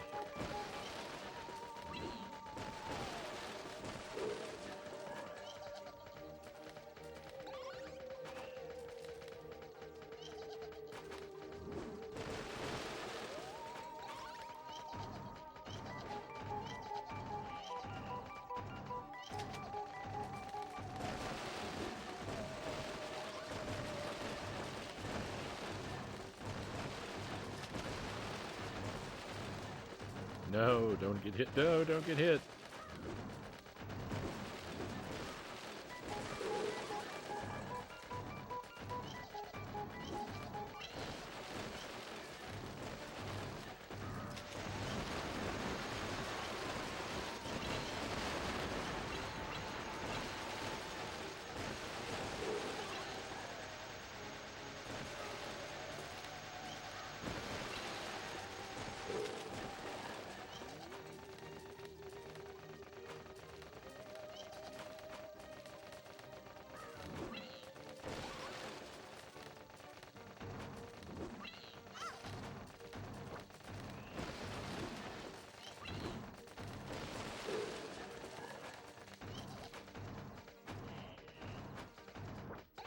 Nice timing on that.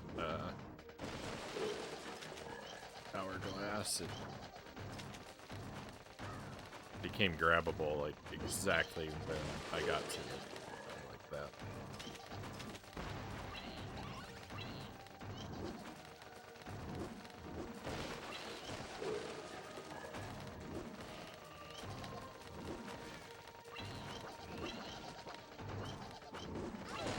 Oh, no, that run was going well, and that guy comes and he takes away all of my hearts with one swing. I don't want to quit, but I think I'll have to. I messed up my sleep schedule pretty bad over this one. Oh, no. Oh, wait, I'm reading things back. I've been trying to solve one of these Zodiac puzzles. It's pretty hard. Solved one of them, though. I don't know if I'm familiar with those.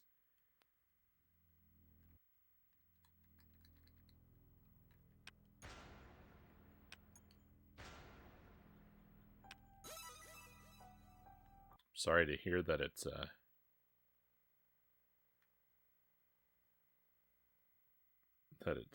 challenging you to the point of interrupting your sleep.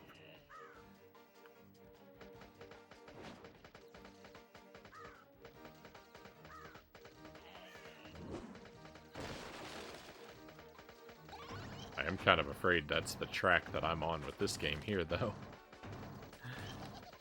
So, if nothing else, I can at least offer you a little bit of commiseration.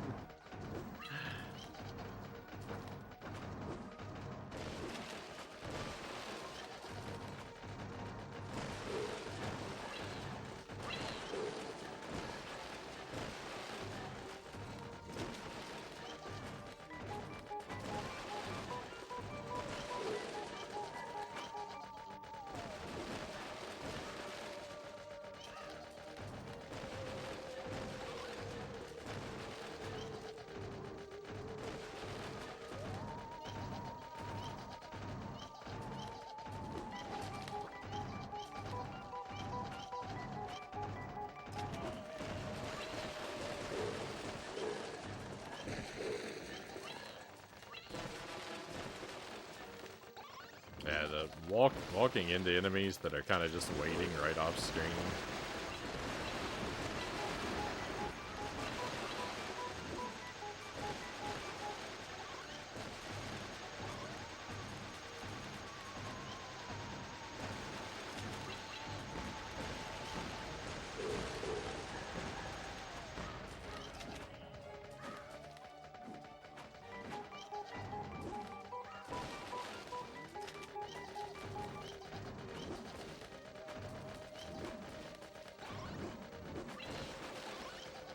Those hits don't feel good.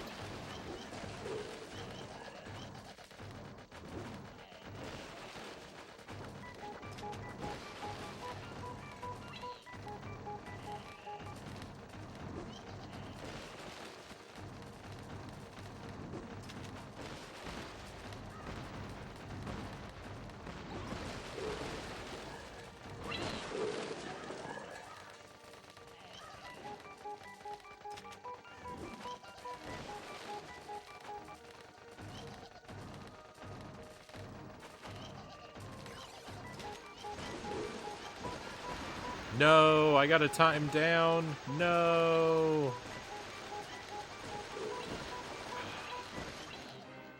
I was feeling good about that run. I was even trying to be careful about that clock. Oh.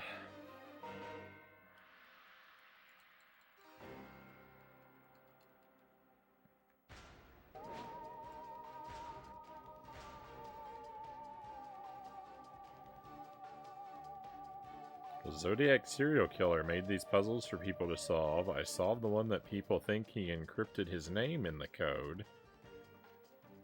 It's not anyone's name, it just says, "You will not know my name." Now I'm working on the map one. The map one is hard.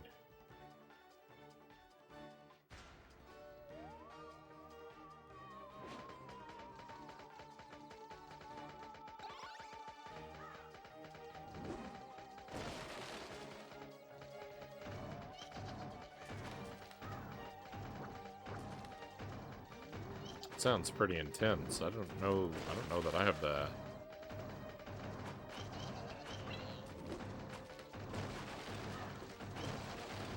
I mean, I'm pretty sure I don't have the mind for that kind of thing. It's like cracking code type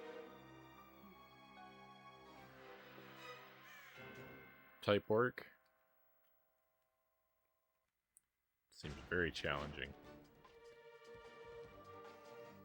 Might have been working on it for a week now. Can't figure it out.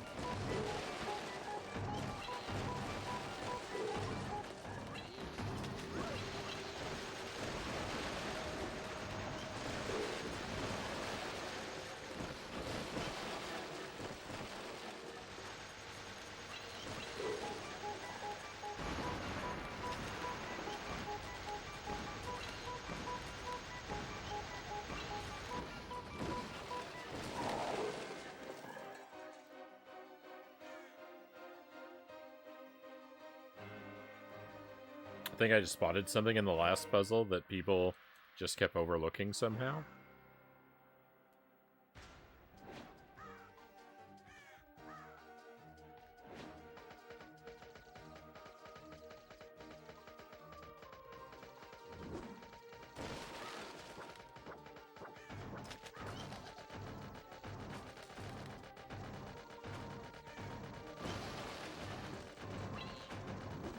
I'd imagine sometimes that's all it takes, right? Just one little detail.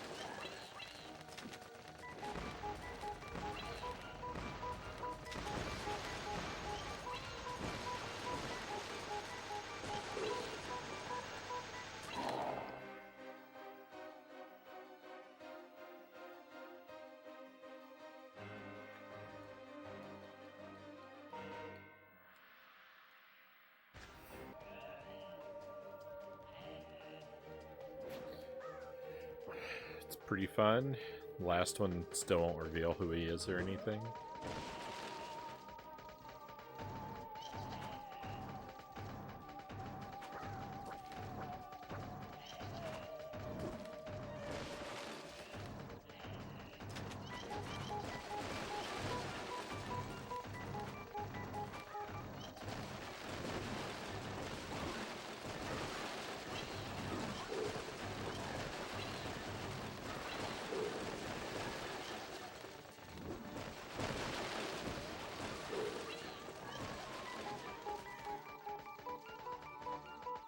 Wouldn't surprise me if he is a professional game maker.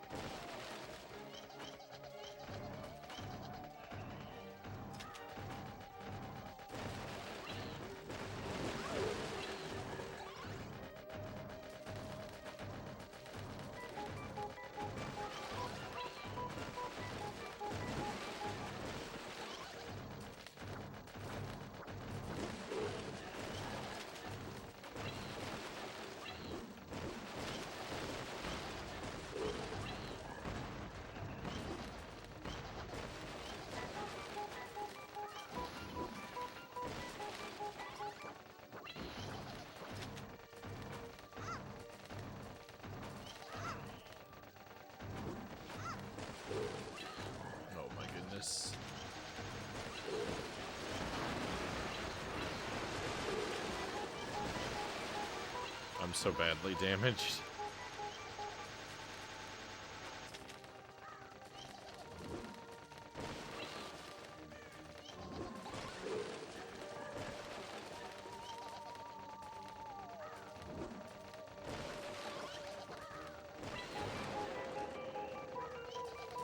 I tried getting ChatGTP to solve it, but that didn't work. Worth a shot.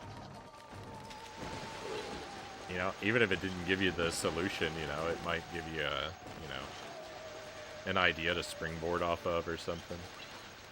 So definitely, you know, definitely worth checking out.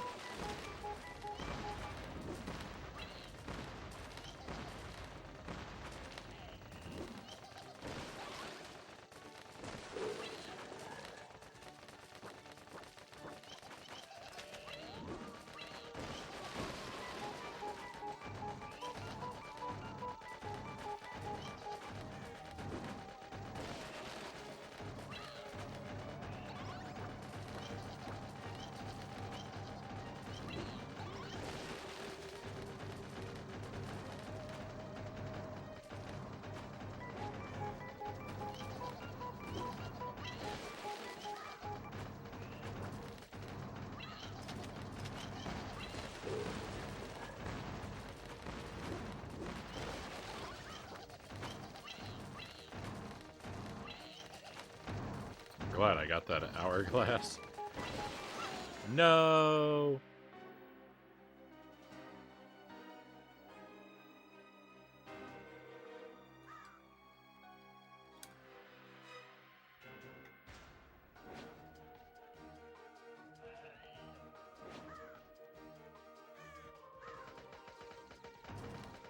Had some pretty good ideas. I gotta write a Sherlock Holmes story about Sherlock Holmes solving it, and a Batman story about Batman solving it.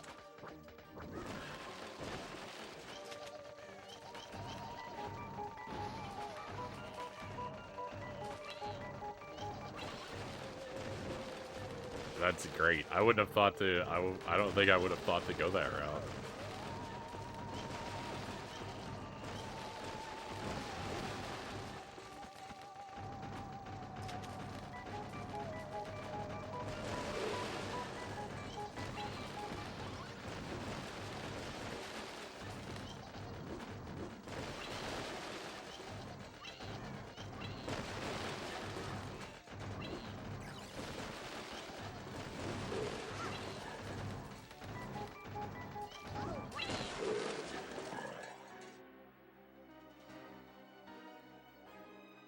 Yeah, maybe you could try and simulate how they would think about it.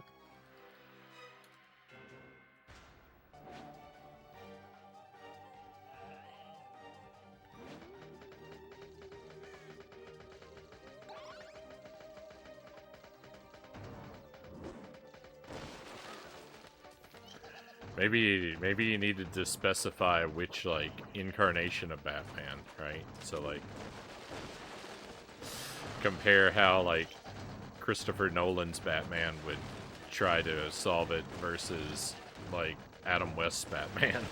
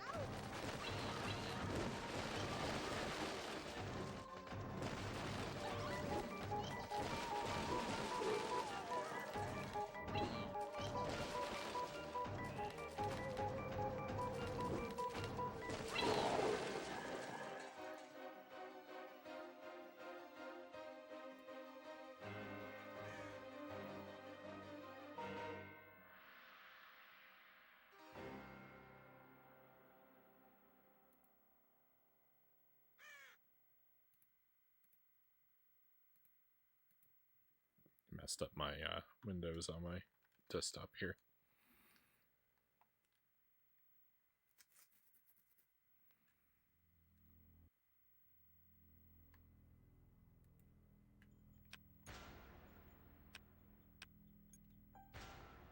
Spreadsheet?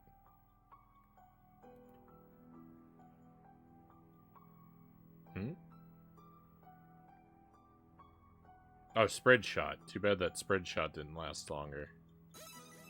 That's what Pokemon said.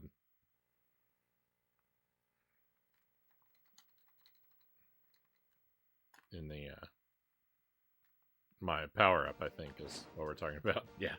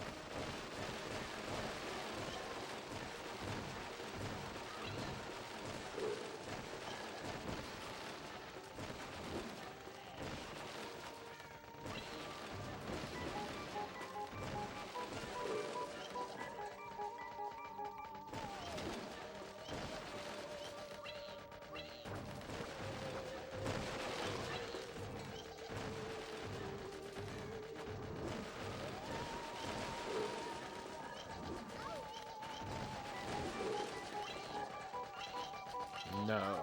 No.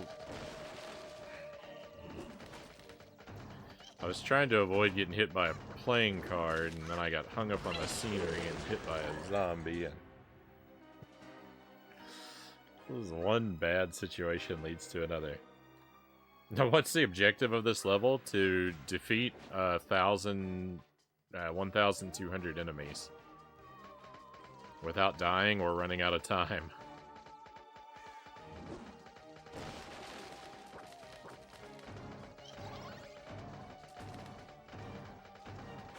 I've gotten just short of 1,100 before. I've gotten like 1080 something twice, so I've been in the ballpark, but I just can't bring it all the way to victory.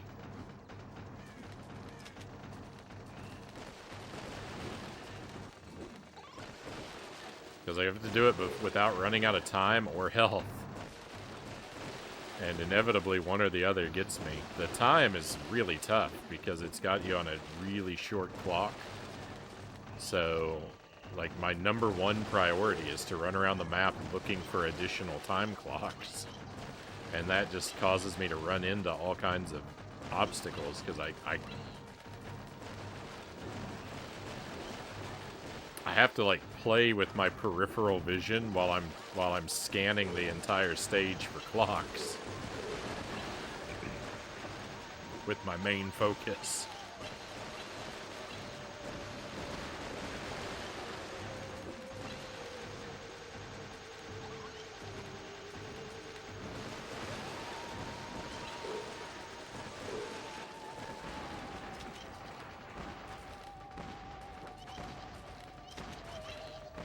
It's backward about, like, it's backward of how you'd normally be focused on stuff, but I need the clocks so frequently that, like, they have to get more of my attention, or I just run out of time every time.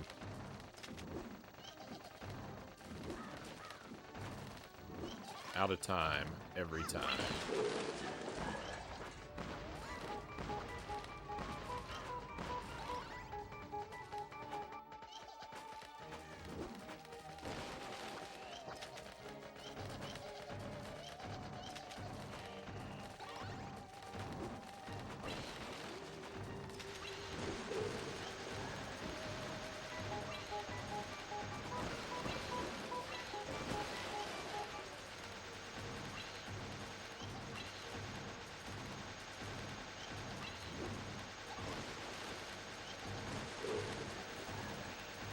So, like, I think I've got like as good of a handle as you can have on what to do. It's just a matter of the execution and the luck coming together. Because I fail sometimes just because of poor gameplay, and I fail other times because of bad luck, because the clocks are a randomized item, so sometimes just not enough of them exist close enough together for me to make anything of an attempt.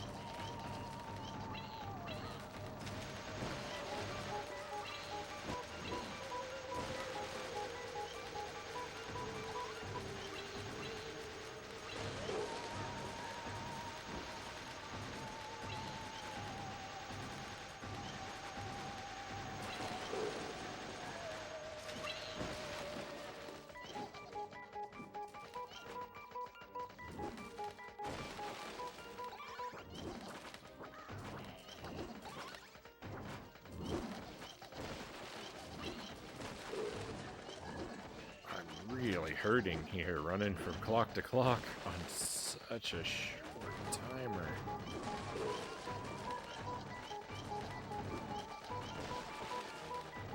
Yeah, see, though, this wasn't a clock for me to get. Ah, we were 2/3 of the way there. I didn't see a clock anywhere. Like, I'm looking into the distance, too, and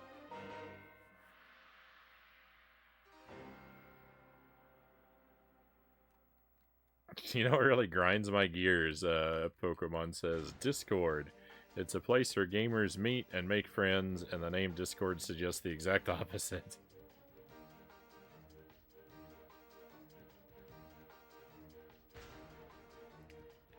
There's a little bit of RNG to it. I don't want to blame the RNG entirely. Like, there's definitely some lack of focus and poor gameplay on my part. It's not all the game, but there is an element of RNG to it. Some of the runs I lose, sometimes there isn't anything else I could do.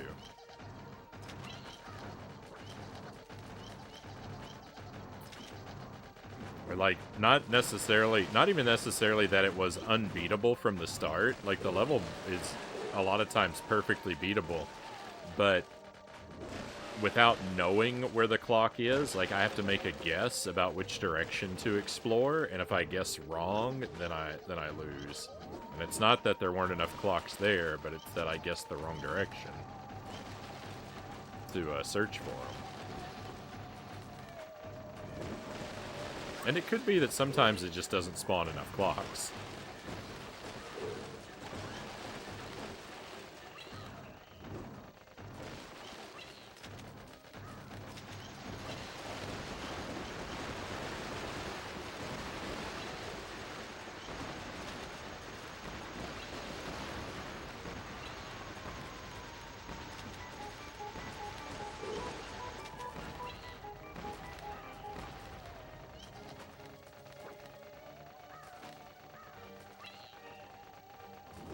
Stuck on the scenery.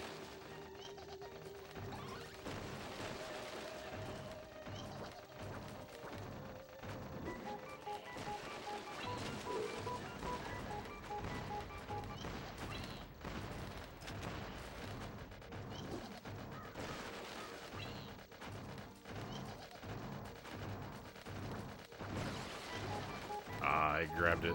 It was the wrong color. Red clocks delete your time.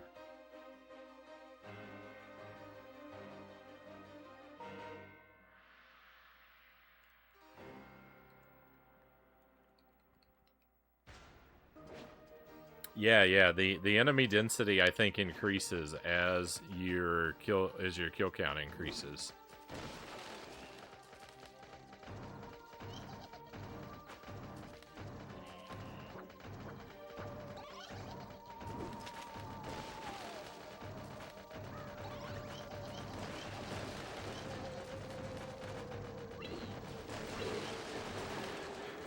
And yeah, that like laser blade weapon is really the best the best thing that's in the game.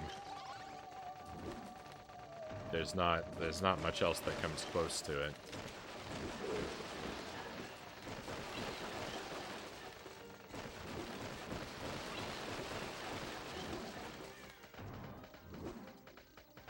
I have to go around the whole map because sometimes there's only one clock at a time. A lot of times there's only one clock, and I gotta check everywhere because it could be anywhere.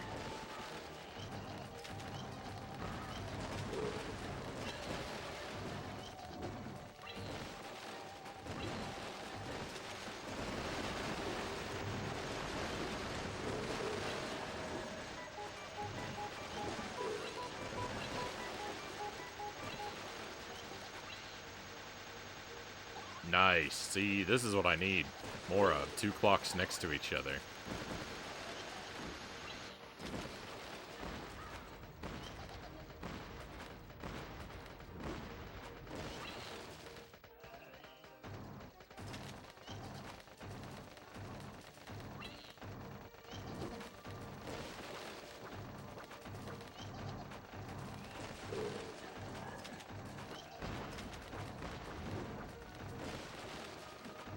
Yeah, pretty lucky to not take damage there.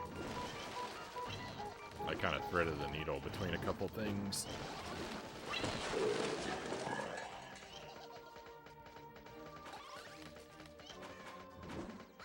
I think there actually might have been another clock over there on the left, which was weird to have so many at once, but I can't fight through all these enemies with no... I've got no powers.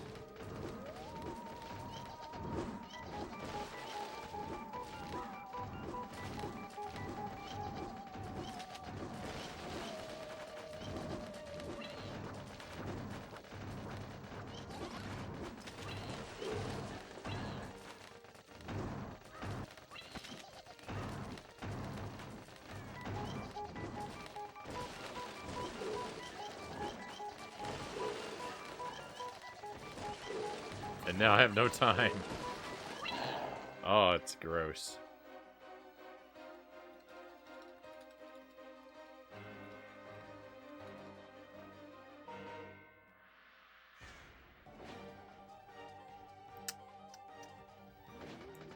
It's not one thing, it's another. It's a cruel game. I think I actually suspect one thing that hurts me a little bit when I have a good weapon. When I have a good weapon, I'm reluctant to swap it out for a bad weapon, right? But the more bad weapons I leave on the board, the fewer items that can... Because, like, more items can't spawn until those bad weapons go away. And, like, they do despawn on their own over time, but it would be faster if I were willing to collect them to make them go away. So... That's one area where I could be doing better. If I were more willing to grab less good weapons, I would create more opportunities for clocks to spawn. So that should be one thing for me to consider, you know?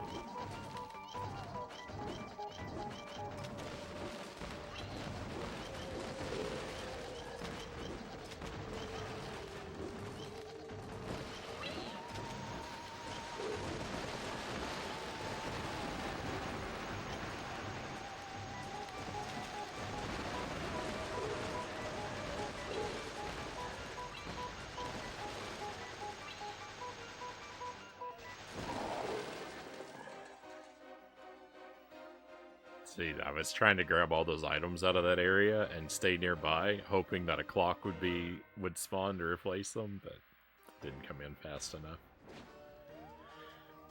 I was trying to put that into practice, and I still think the concept is solid, but maybe in a looser way than what I was experimenting with just then.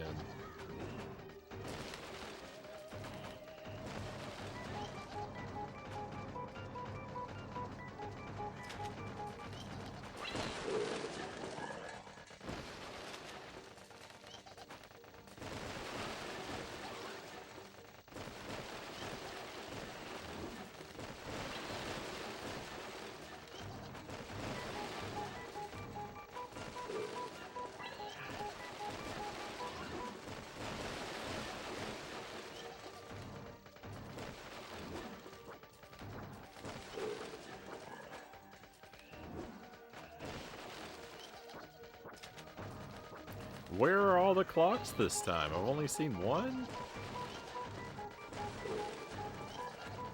This is not right. This is not right. Alright, so clearly it doesn't always give you enough clocks.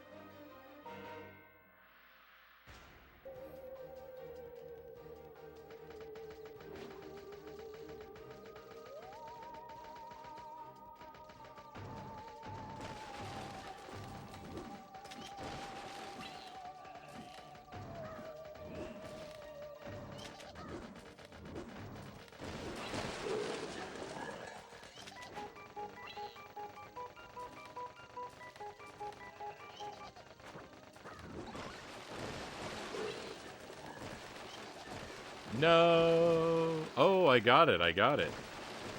That one that was phasing out of existence, I got it in the last second. Beautiful. Very happy.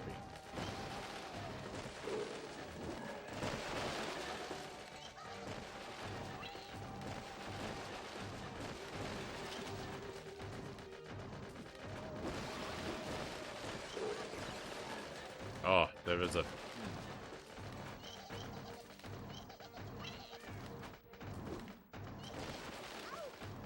Oh, yeah. I'm just getting torn apart now.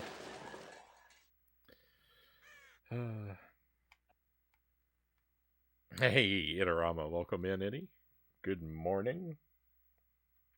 Yeah, I'm gonna... Like, I feel like I'm gonna have to... When I leave the stream, I'm gonna have to go make some breakfast pizza.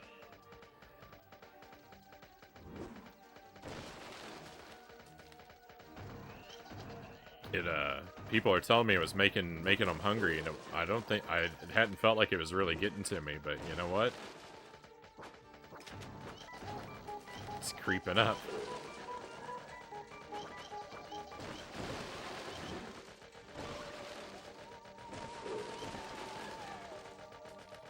I've been on this level, I think, for 3 or 4 hours now. It's been a very long time. I just can't make this one happen. It's the last level before the final boss, and I really just want to be done with this game, but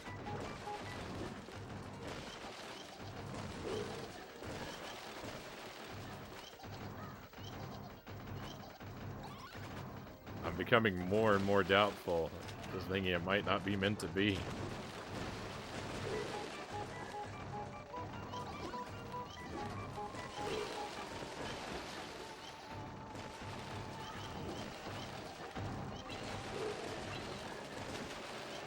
Such a brutal level, and I'm getting such bad luck.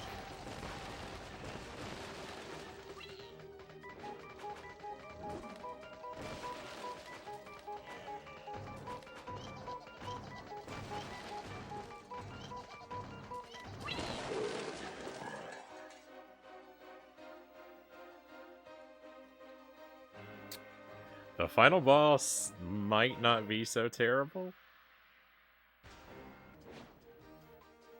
I beat the first loop. This game has a 2-loop mechanic. The first loop is daylight, and the second loop is nighttime. So it's the same levels and bosses again, but harder versions of them. So that's how I know where I am.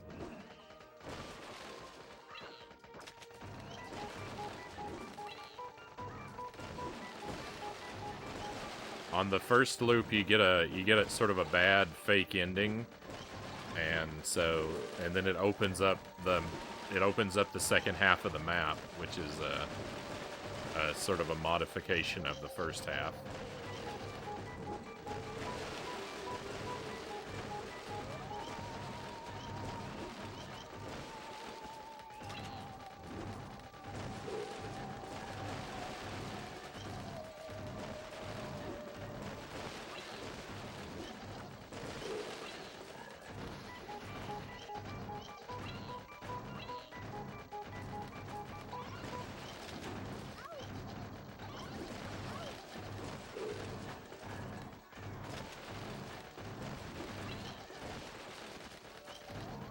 So, like, I've done a version of this stage before, but it wasn't...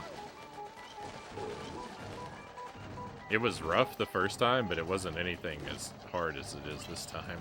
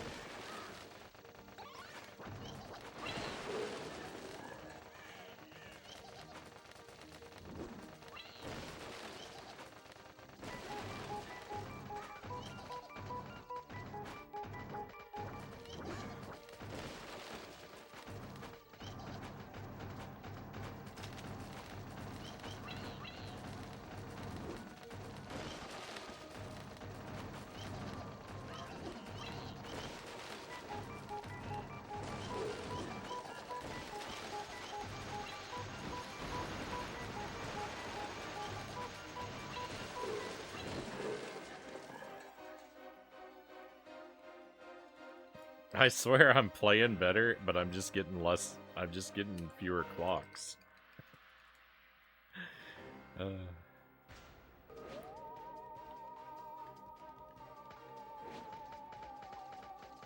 hadn't felt so much like this, but that was not a terrible attempt on my part. And I mean, I got hit a few times, yeah, but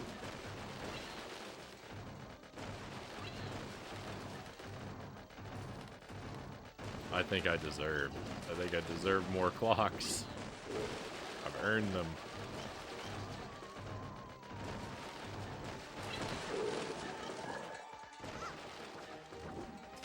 Yeah.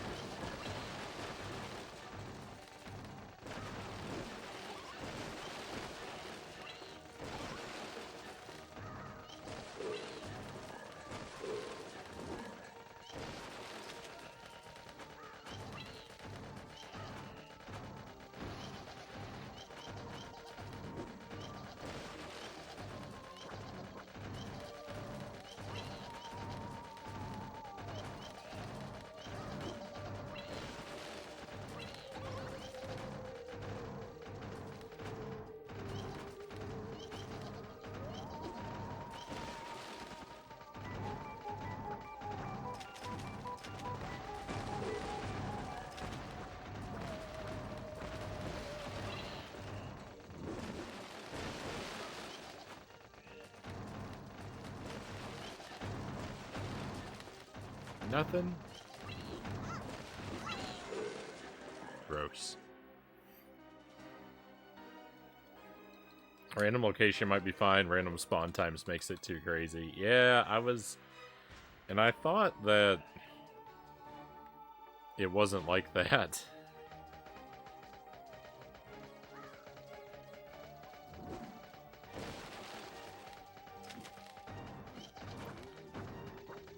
I thought that there would always be a clock, and it was just a matter of where, but these last several attempts, like, I feel like I've moved around the map pretty quickly, and to not see one anywhere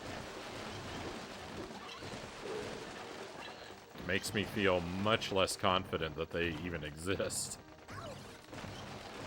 Ow. Double ow. Triple ow. Let's throw this attempt away. I can't imagine the game getting any more difficult than this.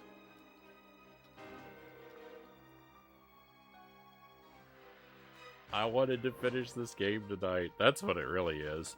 It's just because I said I have to finish this game tonight.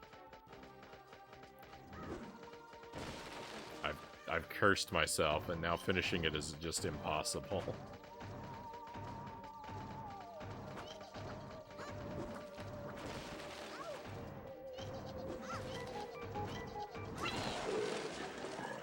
That proclamation that I needed to finish this has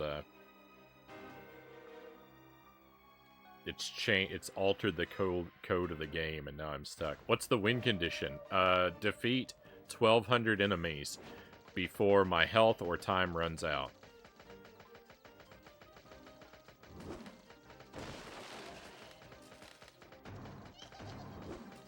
And this stage is designed to purposely give you not enough time, so that you're forced to run around collecting extra time items. That's like the stage gimmick, is short time. And there are no health items, so every hit I take is devastating. I've already lost half my health, and I haven't even cleared 100 enemies.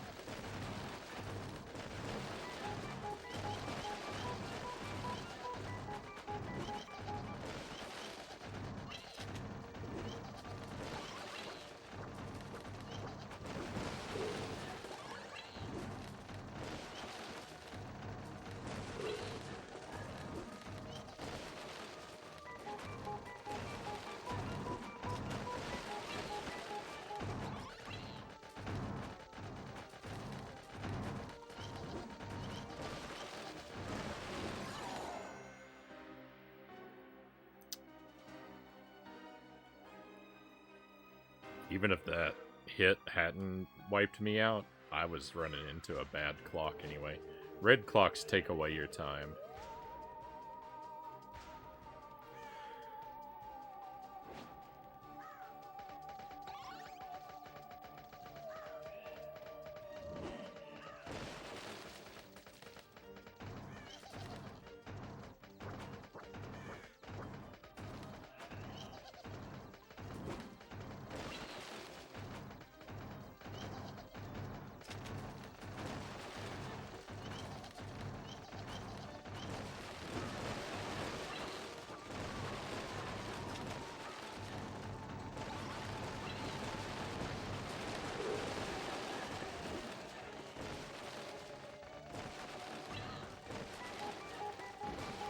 I got lucky there. That was a real bogus swing, and very lucky that it didn't count it against me.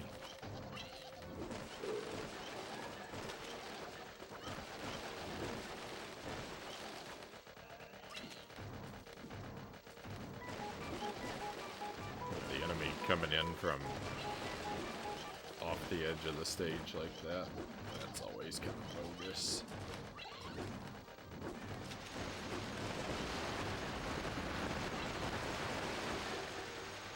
Been a while since I've seen this one.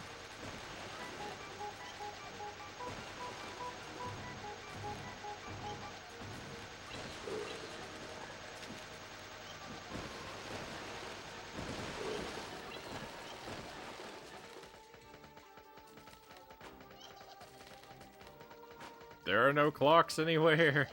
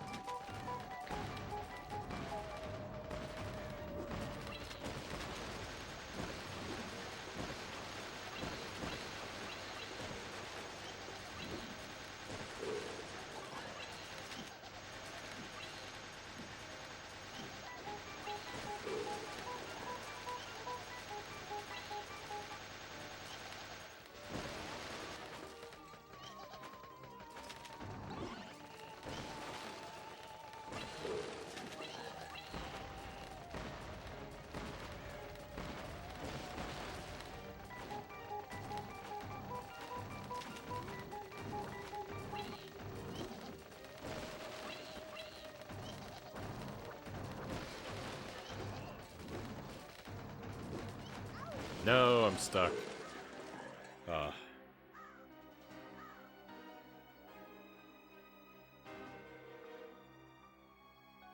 I'm gonna go on your YouTube channel and just watch a ton of videos tonight. I'm just in the mood for it, Pokemon says. Well, that's very kind of you. I hope you enjoy what you come across.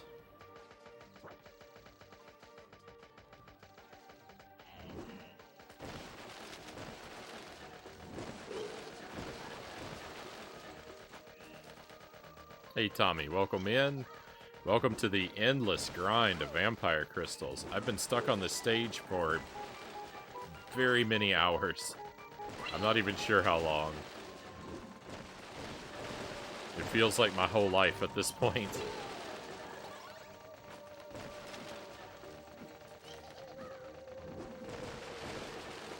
Snake Eater, welcome in. Vampire Crystals is the name of this one. It's a WiiWare title.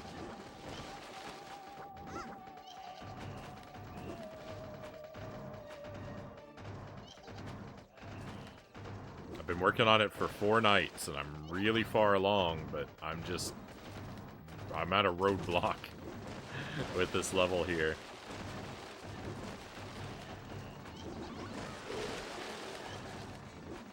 I can't get the proper luck and execution to line up in the same turn in a way that gets me through it.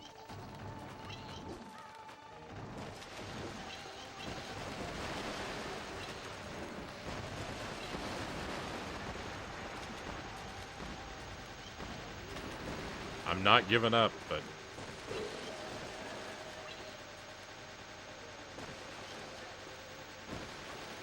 there's not a whole lot of hope left in my heart.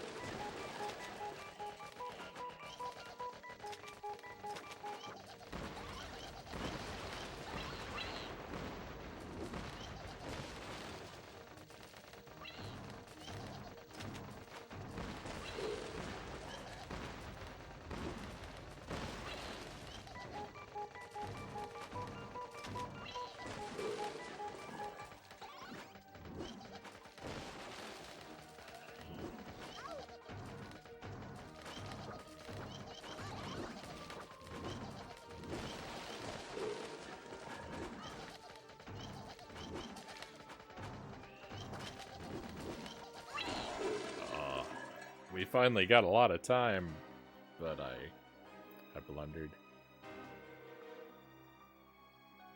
Yeah, there's a game on the Switch called Demon Crystals, which looks like a reskin, might be a sequel. I've never played it, so I can't say exactly what it is, but it is incredible. The pictures make it look incredibly, suspiciously similar to this game.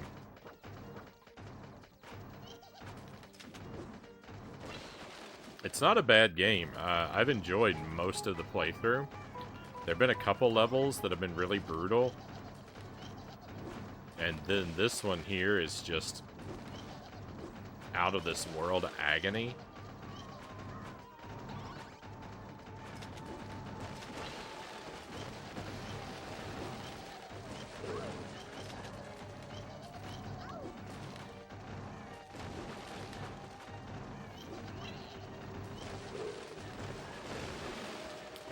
So, like, in regard to, like, highs and lows, like, even though this is a low, like, all the way down to the core of the earth, it's mostly been highs.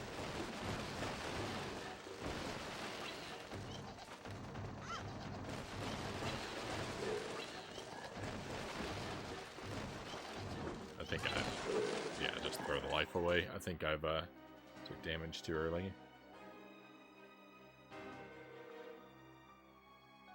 Never make spaghetti noodles with tomato sauce and no meat, Pookie says. Hopefully it doesn't end up horrible. I don't have many food options. Trying to wait till the month is over to get more food. I mean, I don't know, like, the quality of, like, your sauce or anything. You know, I've made vegetarian spaghettis before, though, that have been alright. I've made them from scratch, though, so they might have a little bit more, like, going for them than if you're using, like, a jarred sauce. I don't know.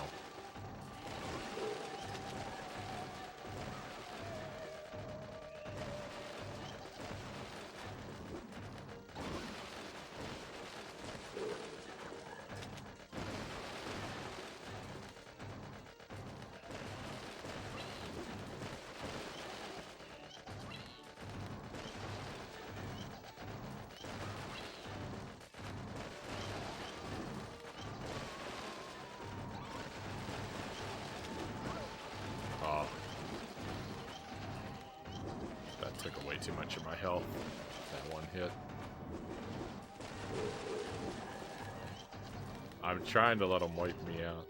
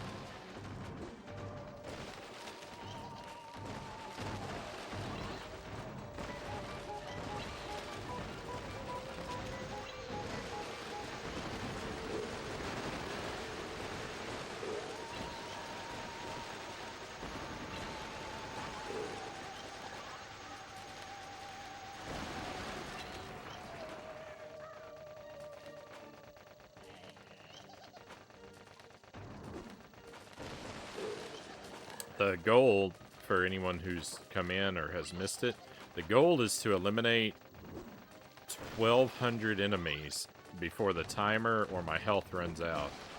And for the time, we're kept on a really short leash, but we can grab clocks. They randomly spawn, but if we grab clocks, they'll add time to our timer. But because they're random, I'm having troubles with there either not being enough clocks or they're too far apart or hidden for me to keep my timer full. Time has been my major obstacle. Health is an obstacle too, though. There's no health. I saw the word modern and then I started to say it, even though it didn't fit anywhere in my sentence. there are no health refills, so all damage is permanent.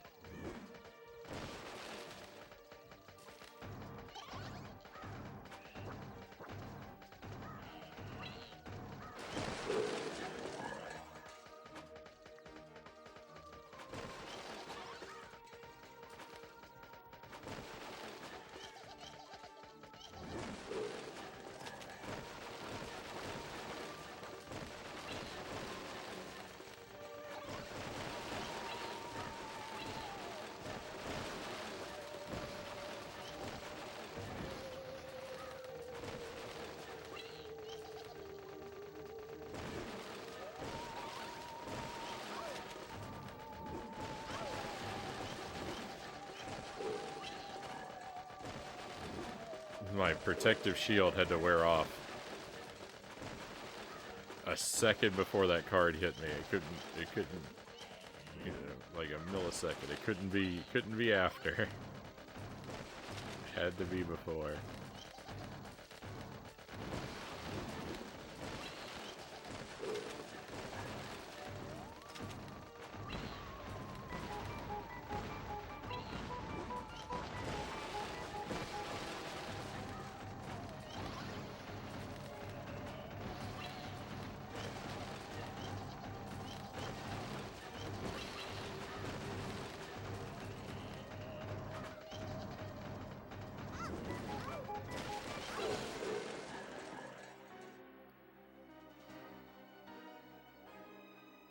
Yeah, you only have 4 hearts. Yeah, it doesn't. You don't start with full life, even though you've got 2 empty containers there. You can't fill them. So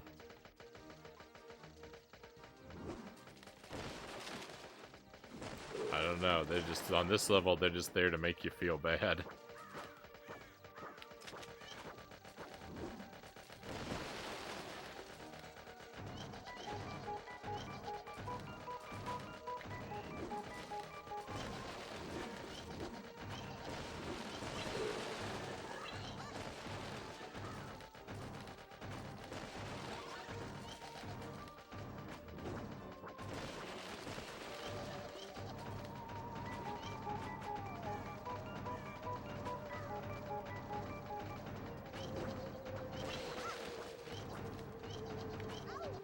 This attempt is cursed from the start.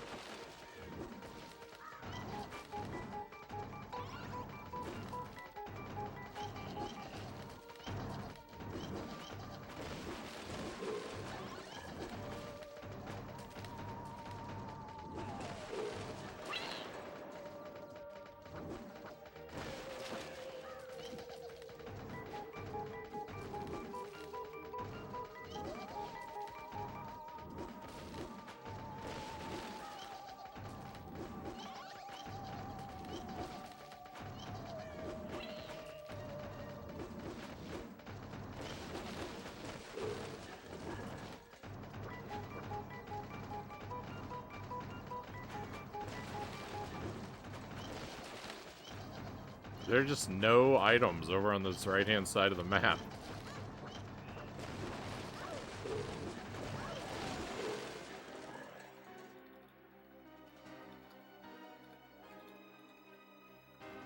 Well, my friends, I don't think it's gonna happen.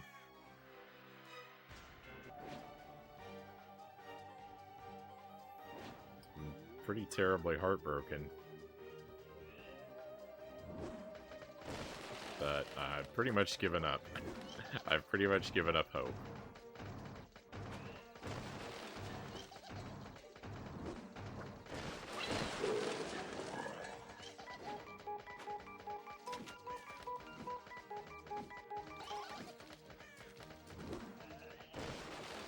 I think I'm just going to be playing this game for the rest of my life.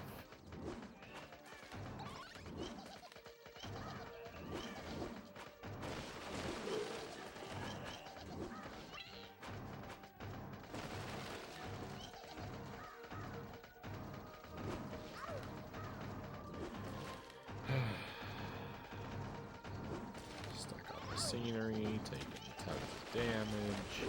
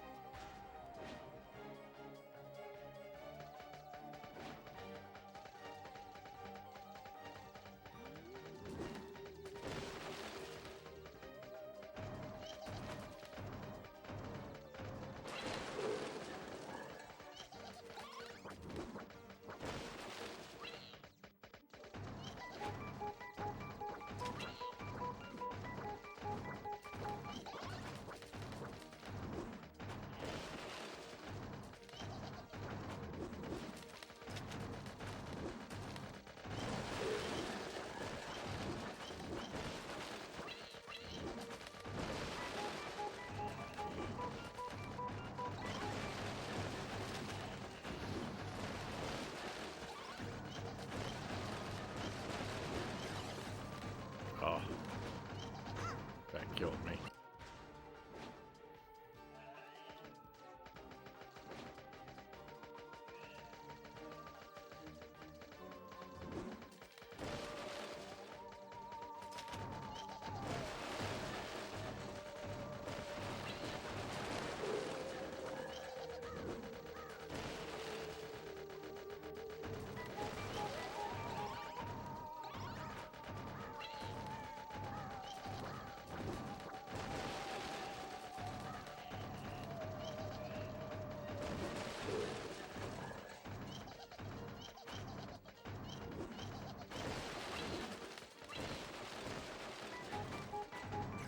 Ah.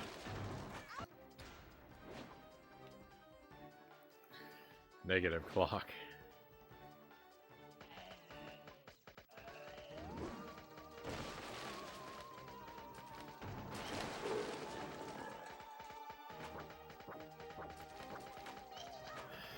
Alright, we are now at the point where I am sick of this game and want it to be over, by the way. My esteem for this game has plummeted.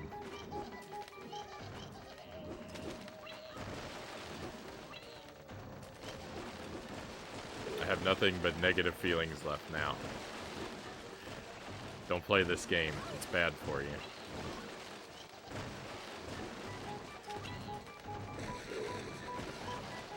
It's a bad game. It's bad for your health.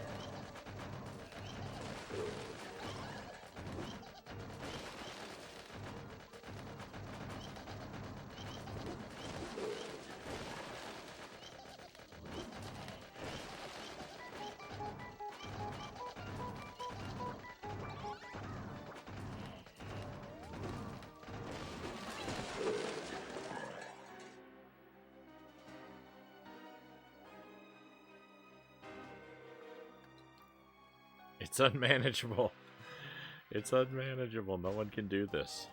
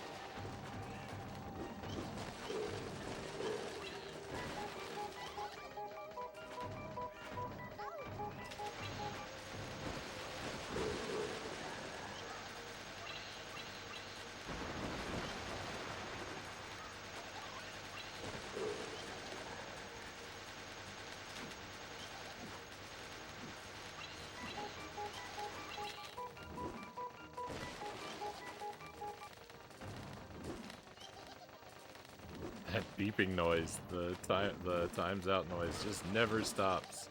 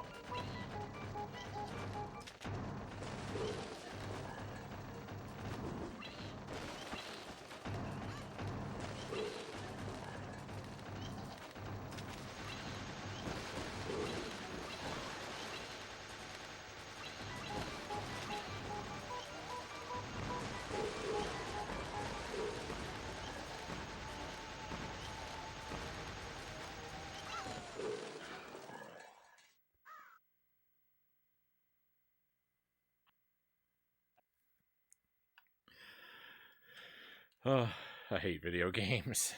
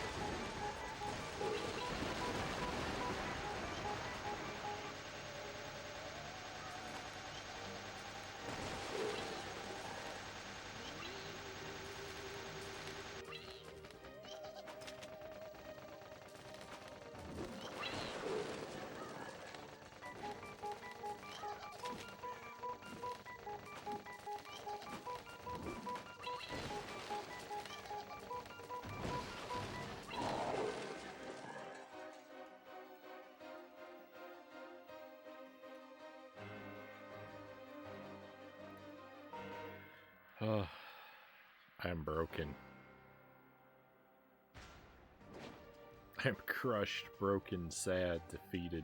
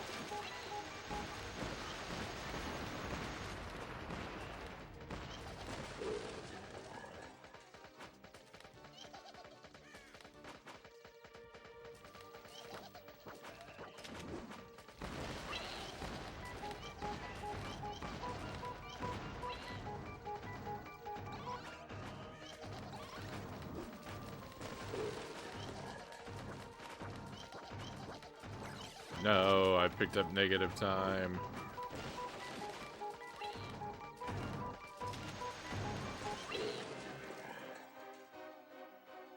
This game has too much out of the player. Don't blame yourself, Frownie. I'm undisputedly the best gamer alive, and even I would struggle with this, Pokemon says.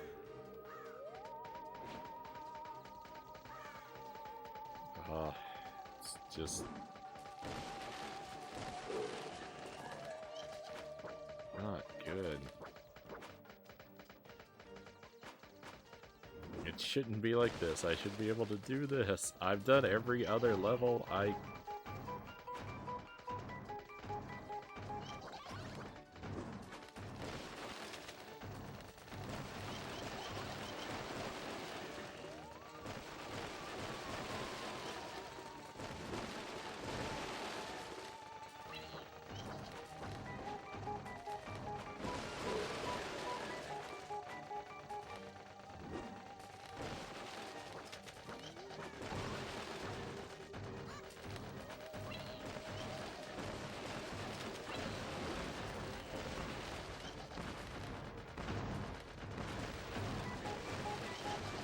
Just watched a clock despawn. That's a bad feeling.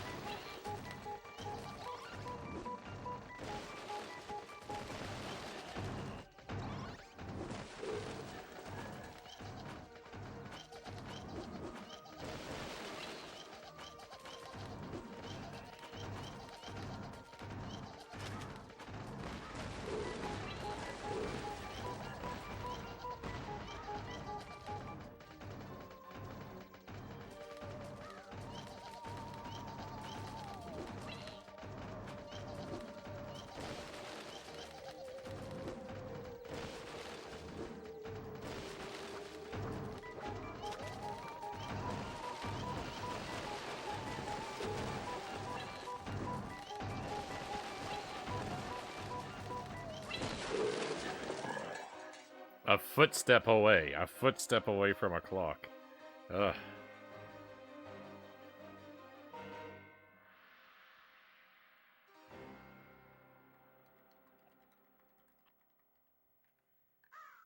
There's very few videos of this on YouTube, so it's quite possible that no one has ever beaten this level. That's all the more reason why I have to do it.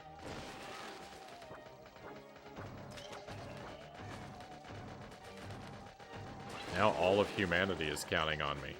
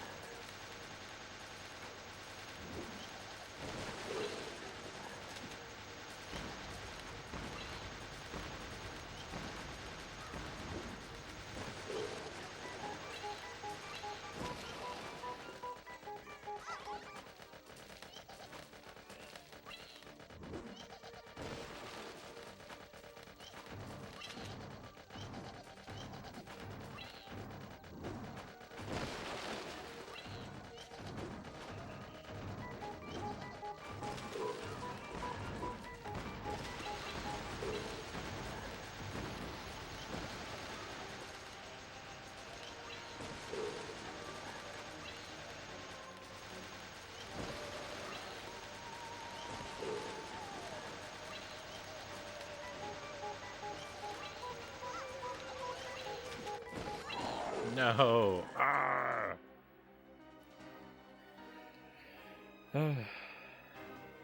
Imagine if you don't win this, you'll be forced to eat a ketchup sandwich.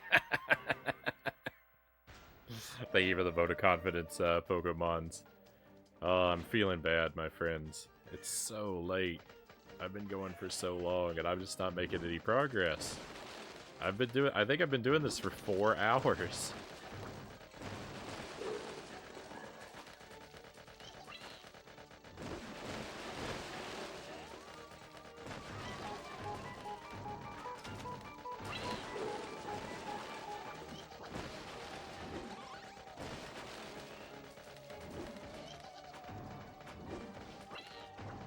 I really did not want this to turn into the rest of my life.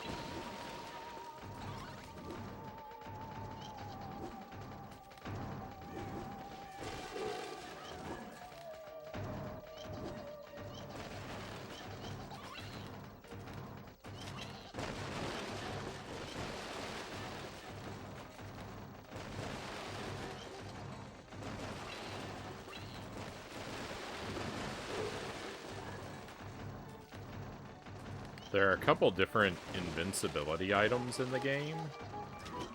And it's like invincibility with air quotes because like they all work in a very mysterious way. To where like they make you invincible to some attacks, but not all of them, and it's really hard to it's really hard for me to keep a handle on which ones protect you from which things.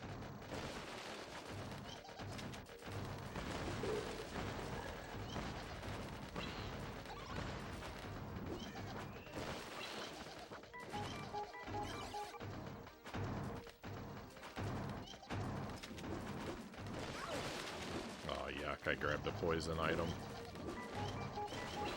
Just threw away health I couldn't afford to lose, which I mean is all my health. It's over anyway.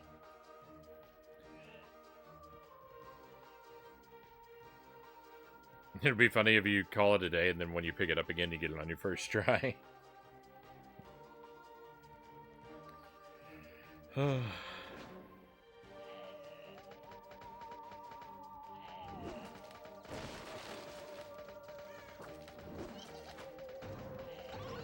Would be amazing.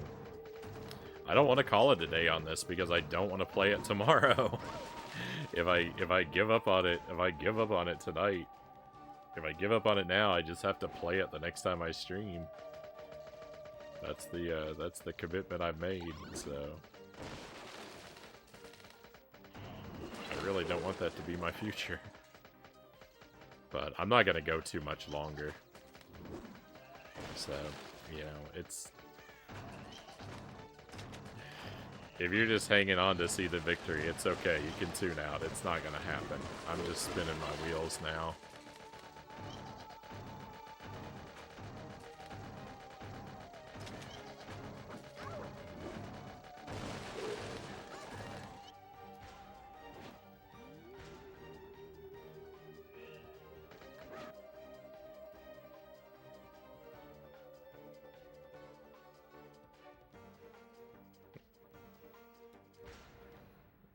Oh yeah, I've definitely had that happen before, Pookie.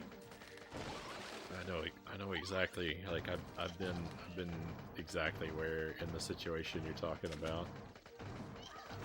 To struggle with something for forever and then get it first try when you come back to it.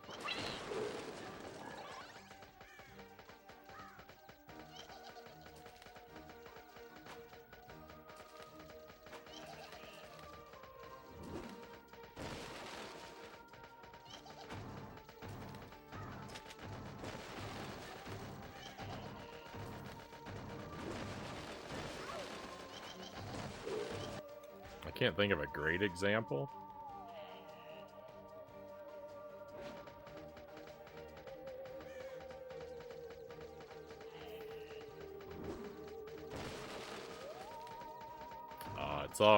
It's not only ruined my night, it's ruined my whole week.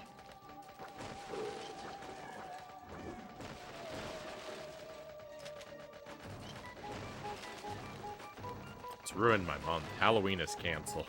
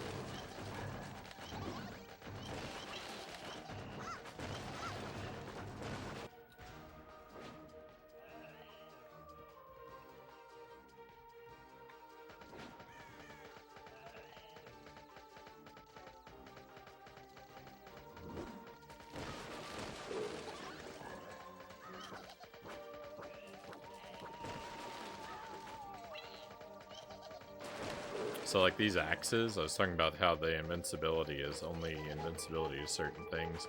These axes protect you from most physical like attacks, but they don't protect you from the fireball projectiles.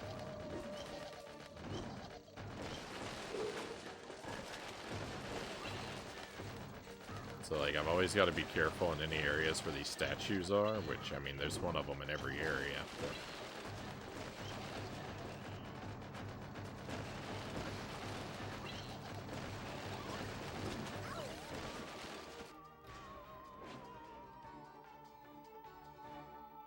yeah, red timer steals... the red clock steals your time. I don't know if it's in equal increments or not, but... yeah, that's... gotta be careful of the red timer.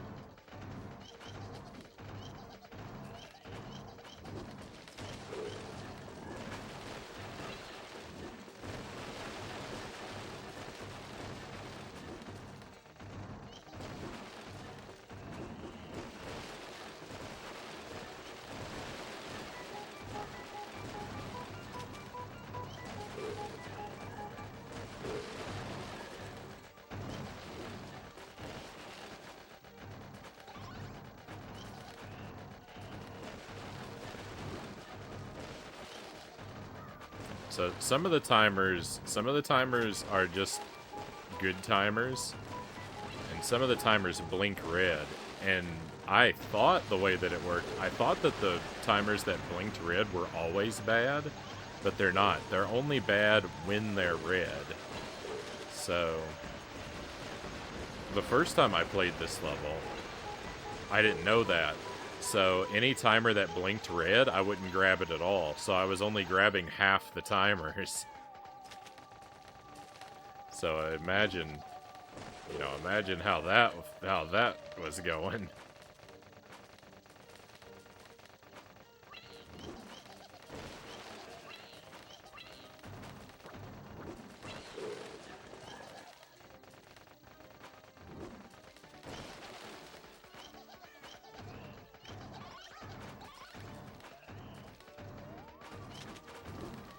Oh, I hate to be so down. I hate to be so negative, but this game is just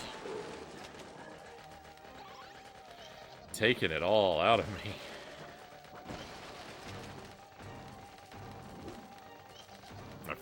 I just feel like I'm up against an impossible task. It's not getting any better. I'm not learning anything.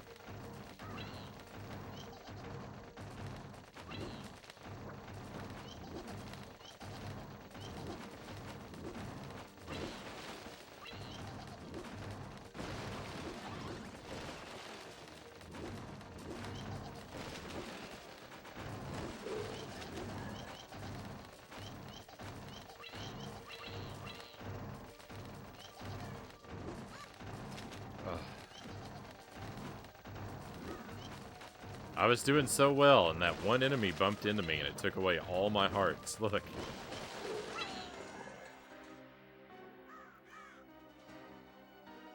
Oh, I hate this.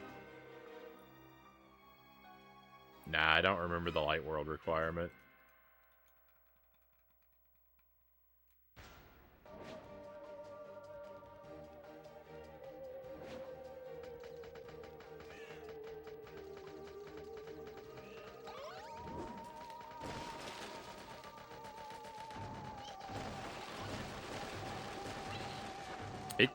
It very well could have been the same enemy count, but with more generous spawns. Like,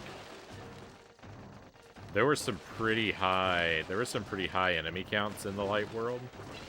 I don't feel like the goal. 1200 doesn't actually feel abnormally high to me. It sounds like a devastating number, but it doesn't really feel unusual compared to what we've had to do.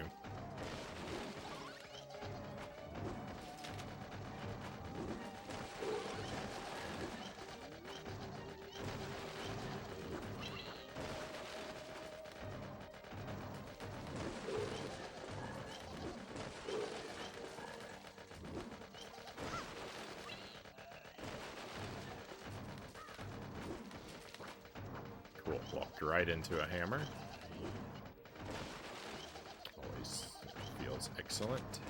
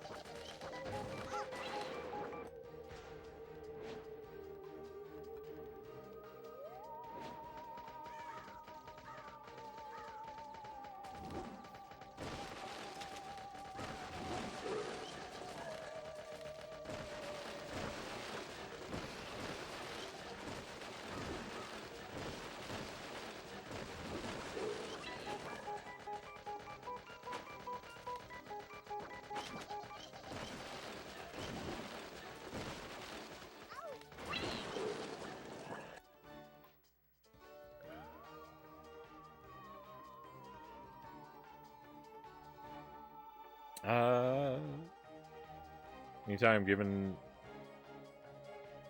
Any given time I'm playing a lot of games. I don't finish very many.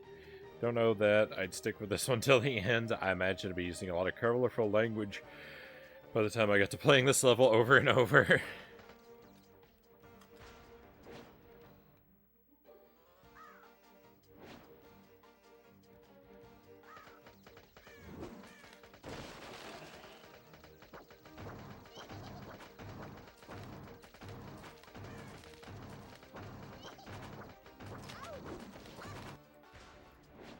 Well, so I'm gonna stream on Saturday. I'm planning to stream tomorrow. And I never do that. But guess what? It's just gonna be this game all night tomorrow night. So if you have anything at all better to do, like dental surgery, or you get a jump start on your taxes, I don't blame you.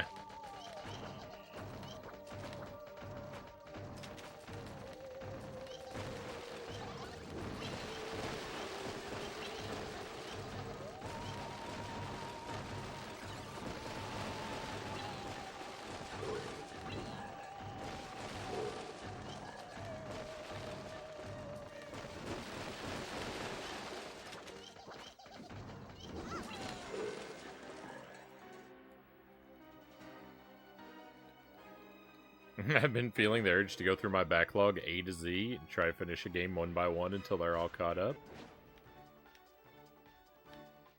A noble project. You could end up having to do a lot of the same stuff back to back, though, if you have any series in your backlog.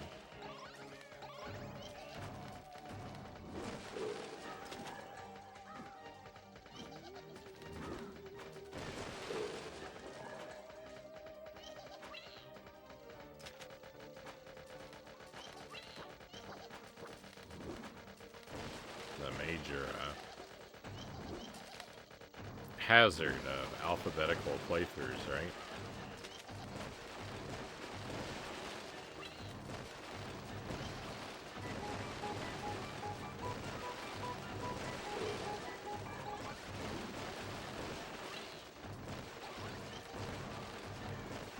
Imagine if there were sequels to this and I had to do 4 Vampire Crystals games in a row. I'd give up gaming altogether.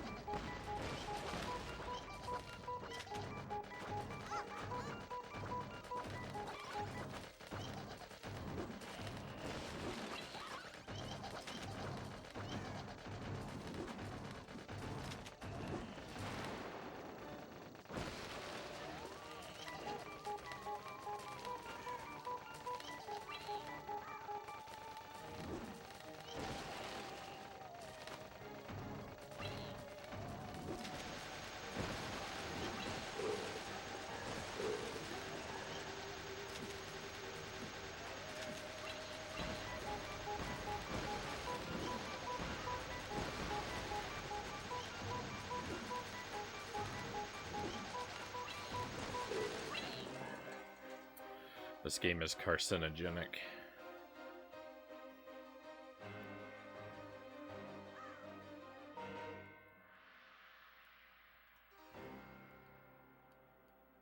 I'm pretty sure Bioshock and Borderlands are all right next to each other. Be like 6 first-person shooters in a row.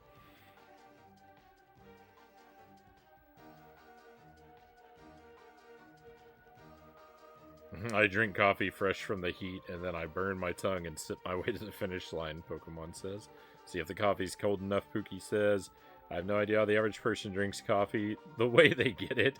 Any coffee machine I've ever seen keeps coffee way too hot with its keep warm feature. Yeah, I don't like to leave the coffee on the keep warm feature because it kind of overcooks the coffee, makes it taste weird too, I think.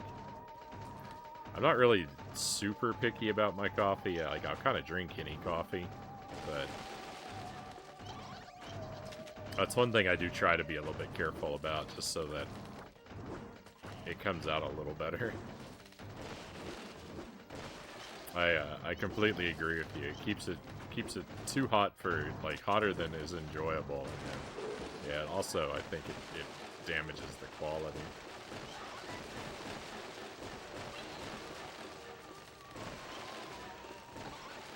I actually haven't had that kind of coffee machine for a long time, though, like the drip coffee machine. I've had plenty of them in the past, but right now I've got one of those, like, glass vases, Chemex. And it makes pretty decent coffee. I thought it was a little weird and a little weak at first, but I've tinkered with the way I make it, I guess, and it's really grown on me. It's kind of more trouble than it's worth in some ways, but since I went ahead and bought it, I'm kind of committed to it. Not that it was that expensive. Like, I didn't get the name brand. I got a cheaper version of it.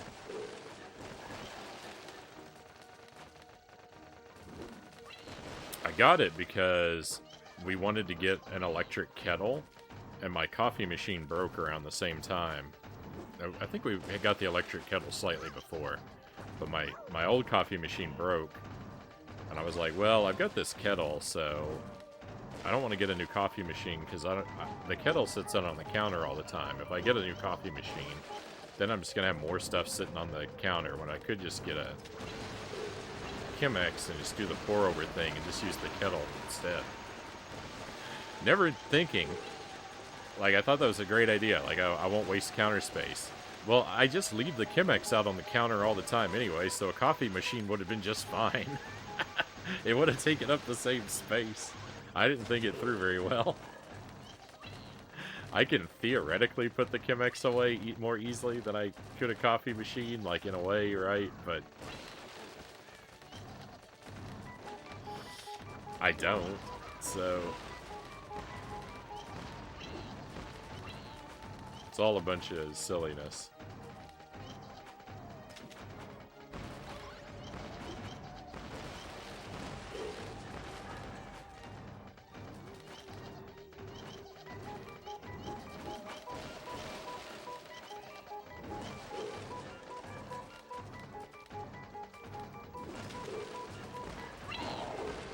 Nearly 500 zombies in, and just no timers.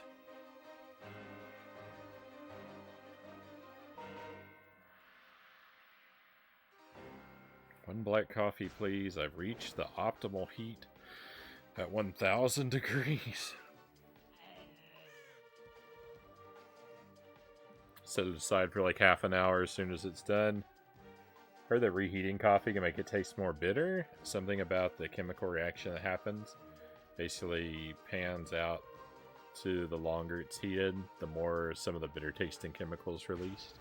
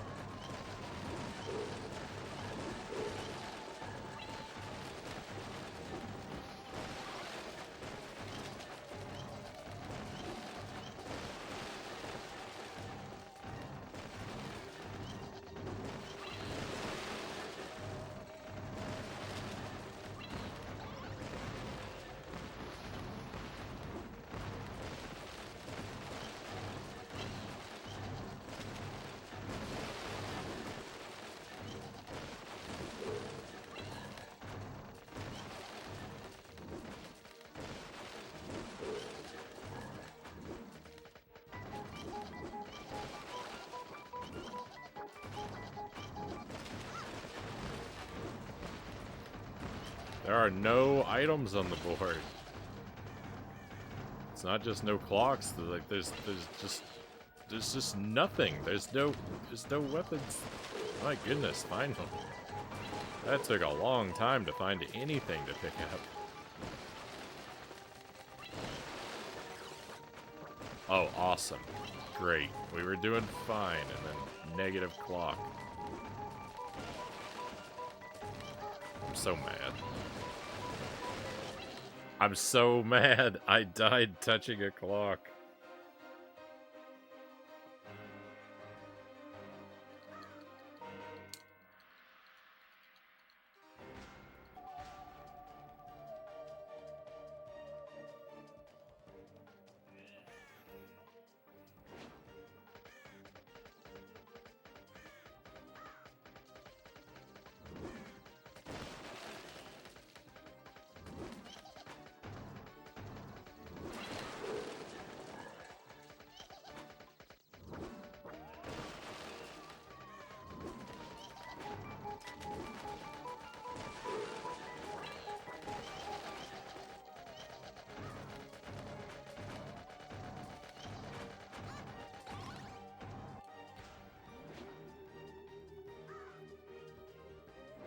This level may rival the turbo tunnel in Battletoads. The turbo tunnel didn't really give me a ton of trouble.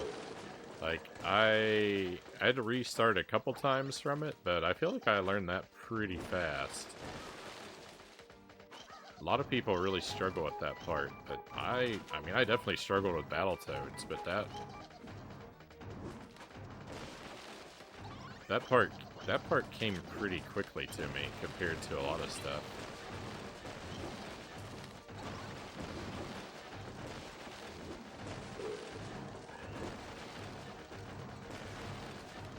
I had a lot more trouble with the surfing and with stage 9, with the gears. The Klinger Winger was impossible. Okay, yeah, the Klinger Winger. Yeah, the other one with the wheel. That's the Klinger Winger. No way I was getting through that, ever.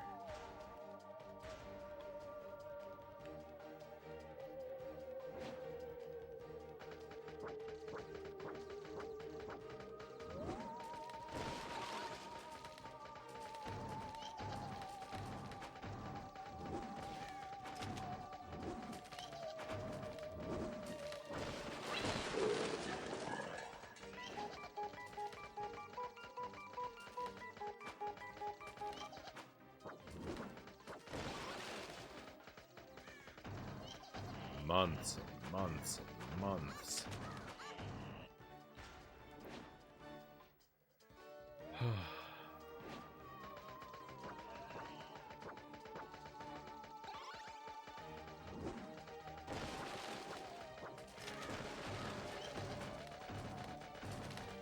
I think Arthur is awake. It's too, I think I hear him making some noise. It's too early for him to go out yet.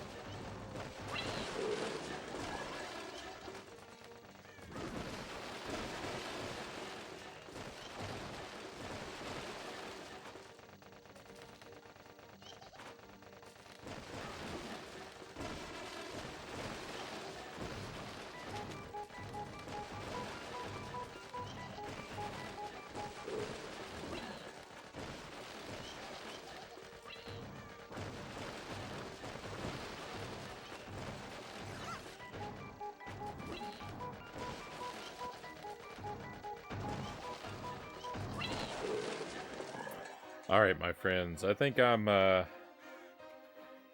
broken. I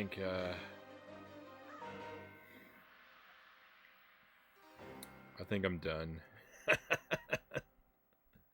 We'll play this again. We'll play it all night tomorrow night. I don't know. I don't think I'm ever going to do anything else again with my life.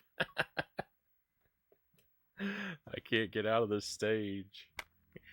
But we're going to wrap this stream up here. Thank you for your company, my friends. I really appreciate it. I'm sorry it's been so negative. Sorry things have been so rough. But I've done all I can do. I'm just not strong enough.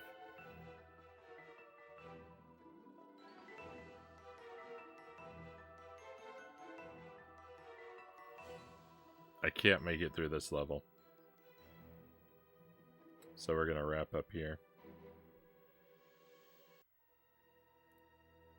I'll send us off with a raid, though. I'm gonna send us in the direction of Sark. Sarconius does a lot of retro achievements. No stranger to the grind. Takes on brutal challenges. He's playing some kind of spooky-looking pinball game tonight. It's not a strictly family-friendly stream. There is adult language, mature conversations, M-rated games are things that can happen from time to time over here. This game looks a little spooky, might have some gore to it, so just heads up about that in case any of that's a deal breaker for you. I should be back tomorrow night. I'm going to try and stream, around 10 or 11 p.m.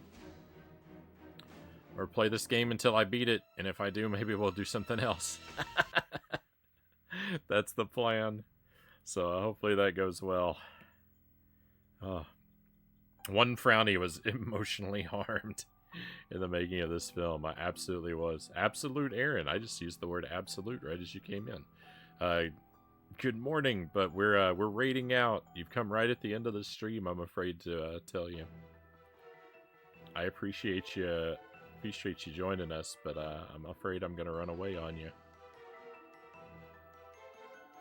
But yeah, I never stream on Saturday nights, but tomorrow I'm gonna try and make it happen. So keep an eye on the Discord. I'll announce a little while before I go live, around 10 or 11 p.m. Central Time. Be well, my friends. I really appreciate your company, but we're all out of things to do around here. It is time for us to head out. Let's go on an adventure.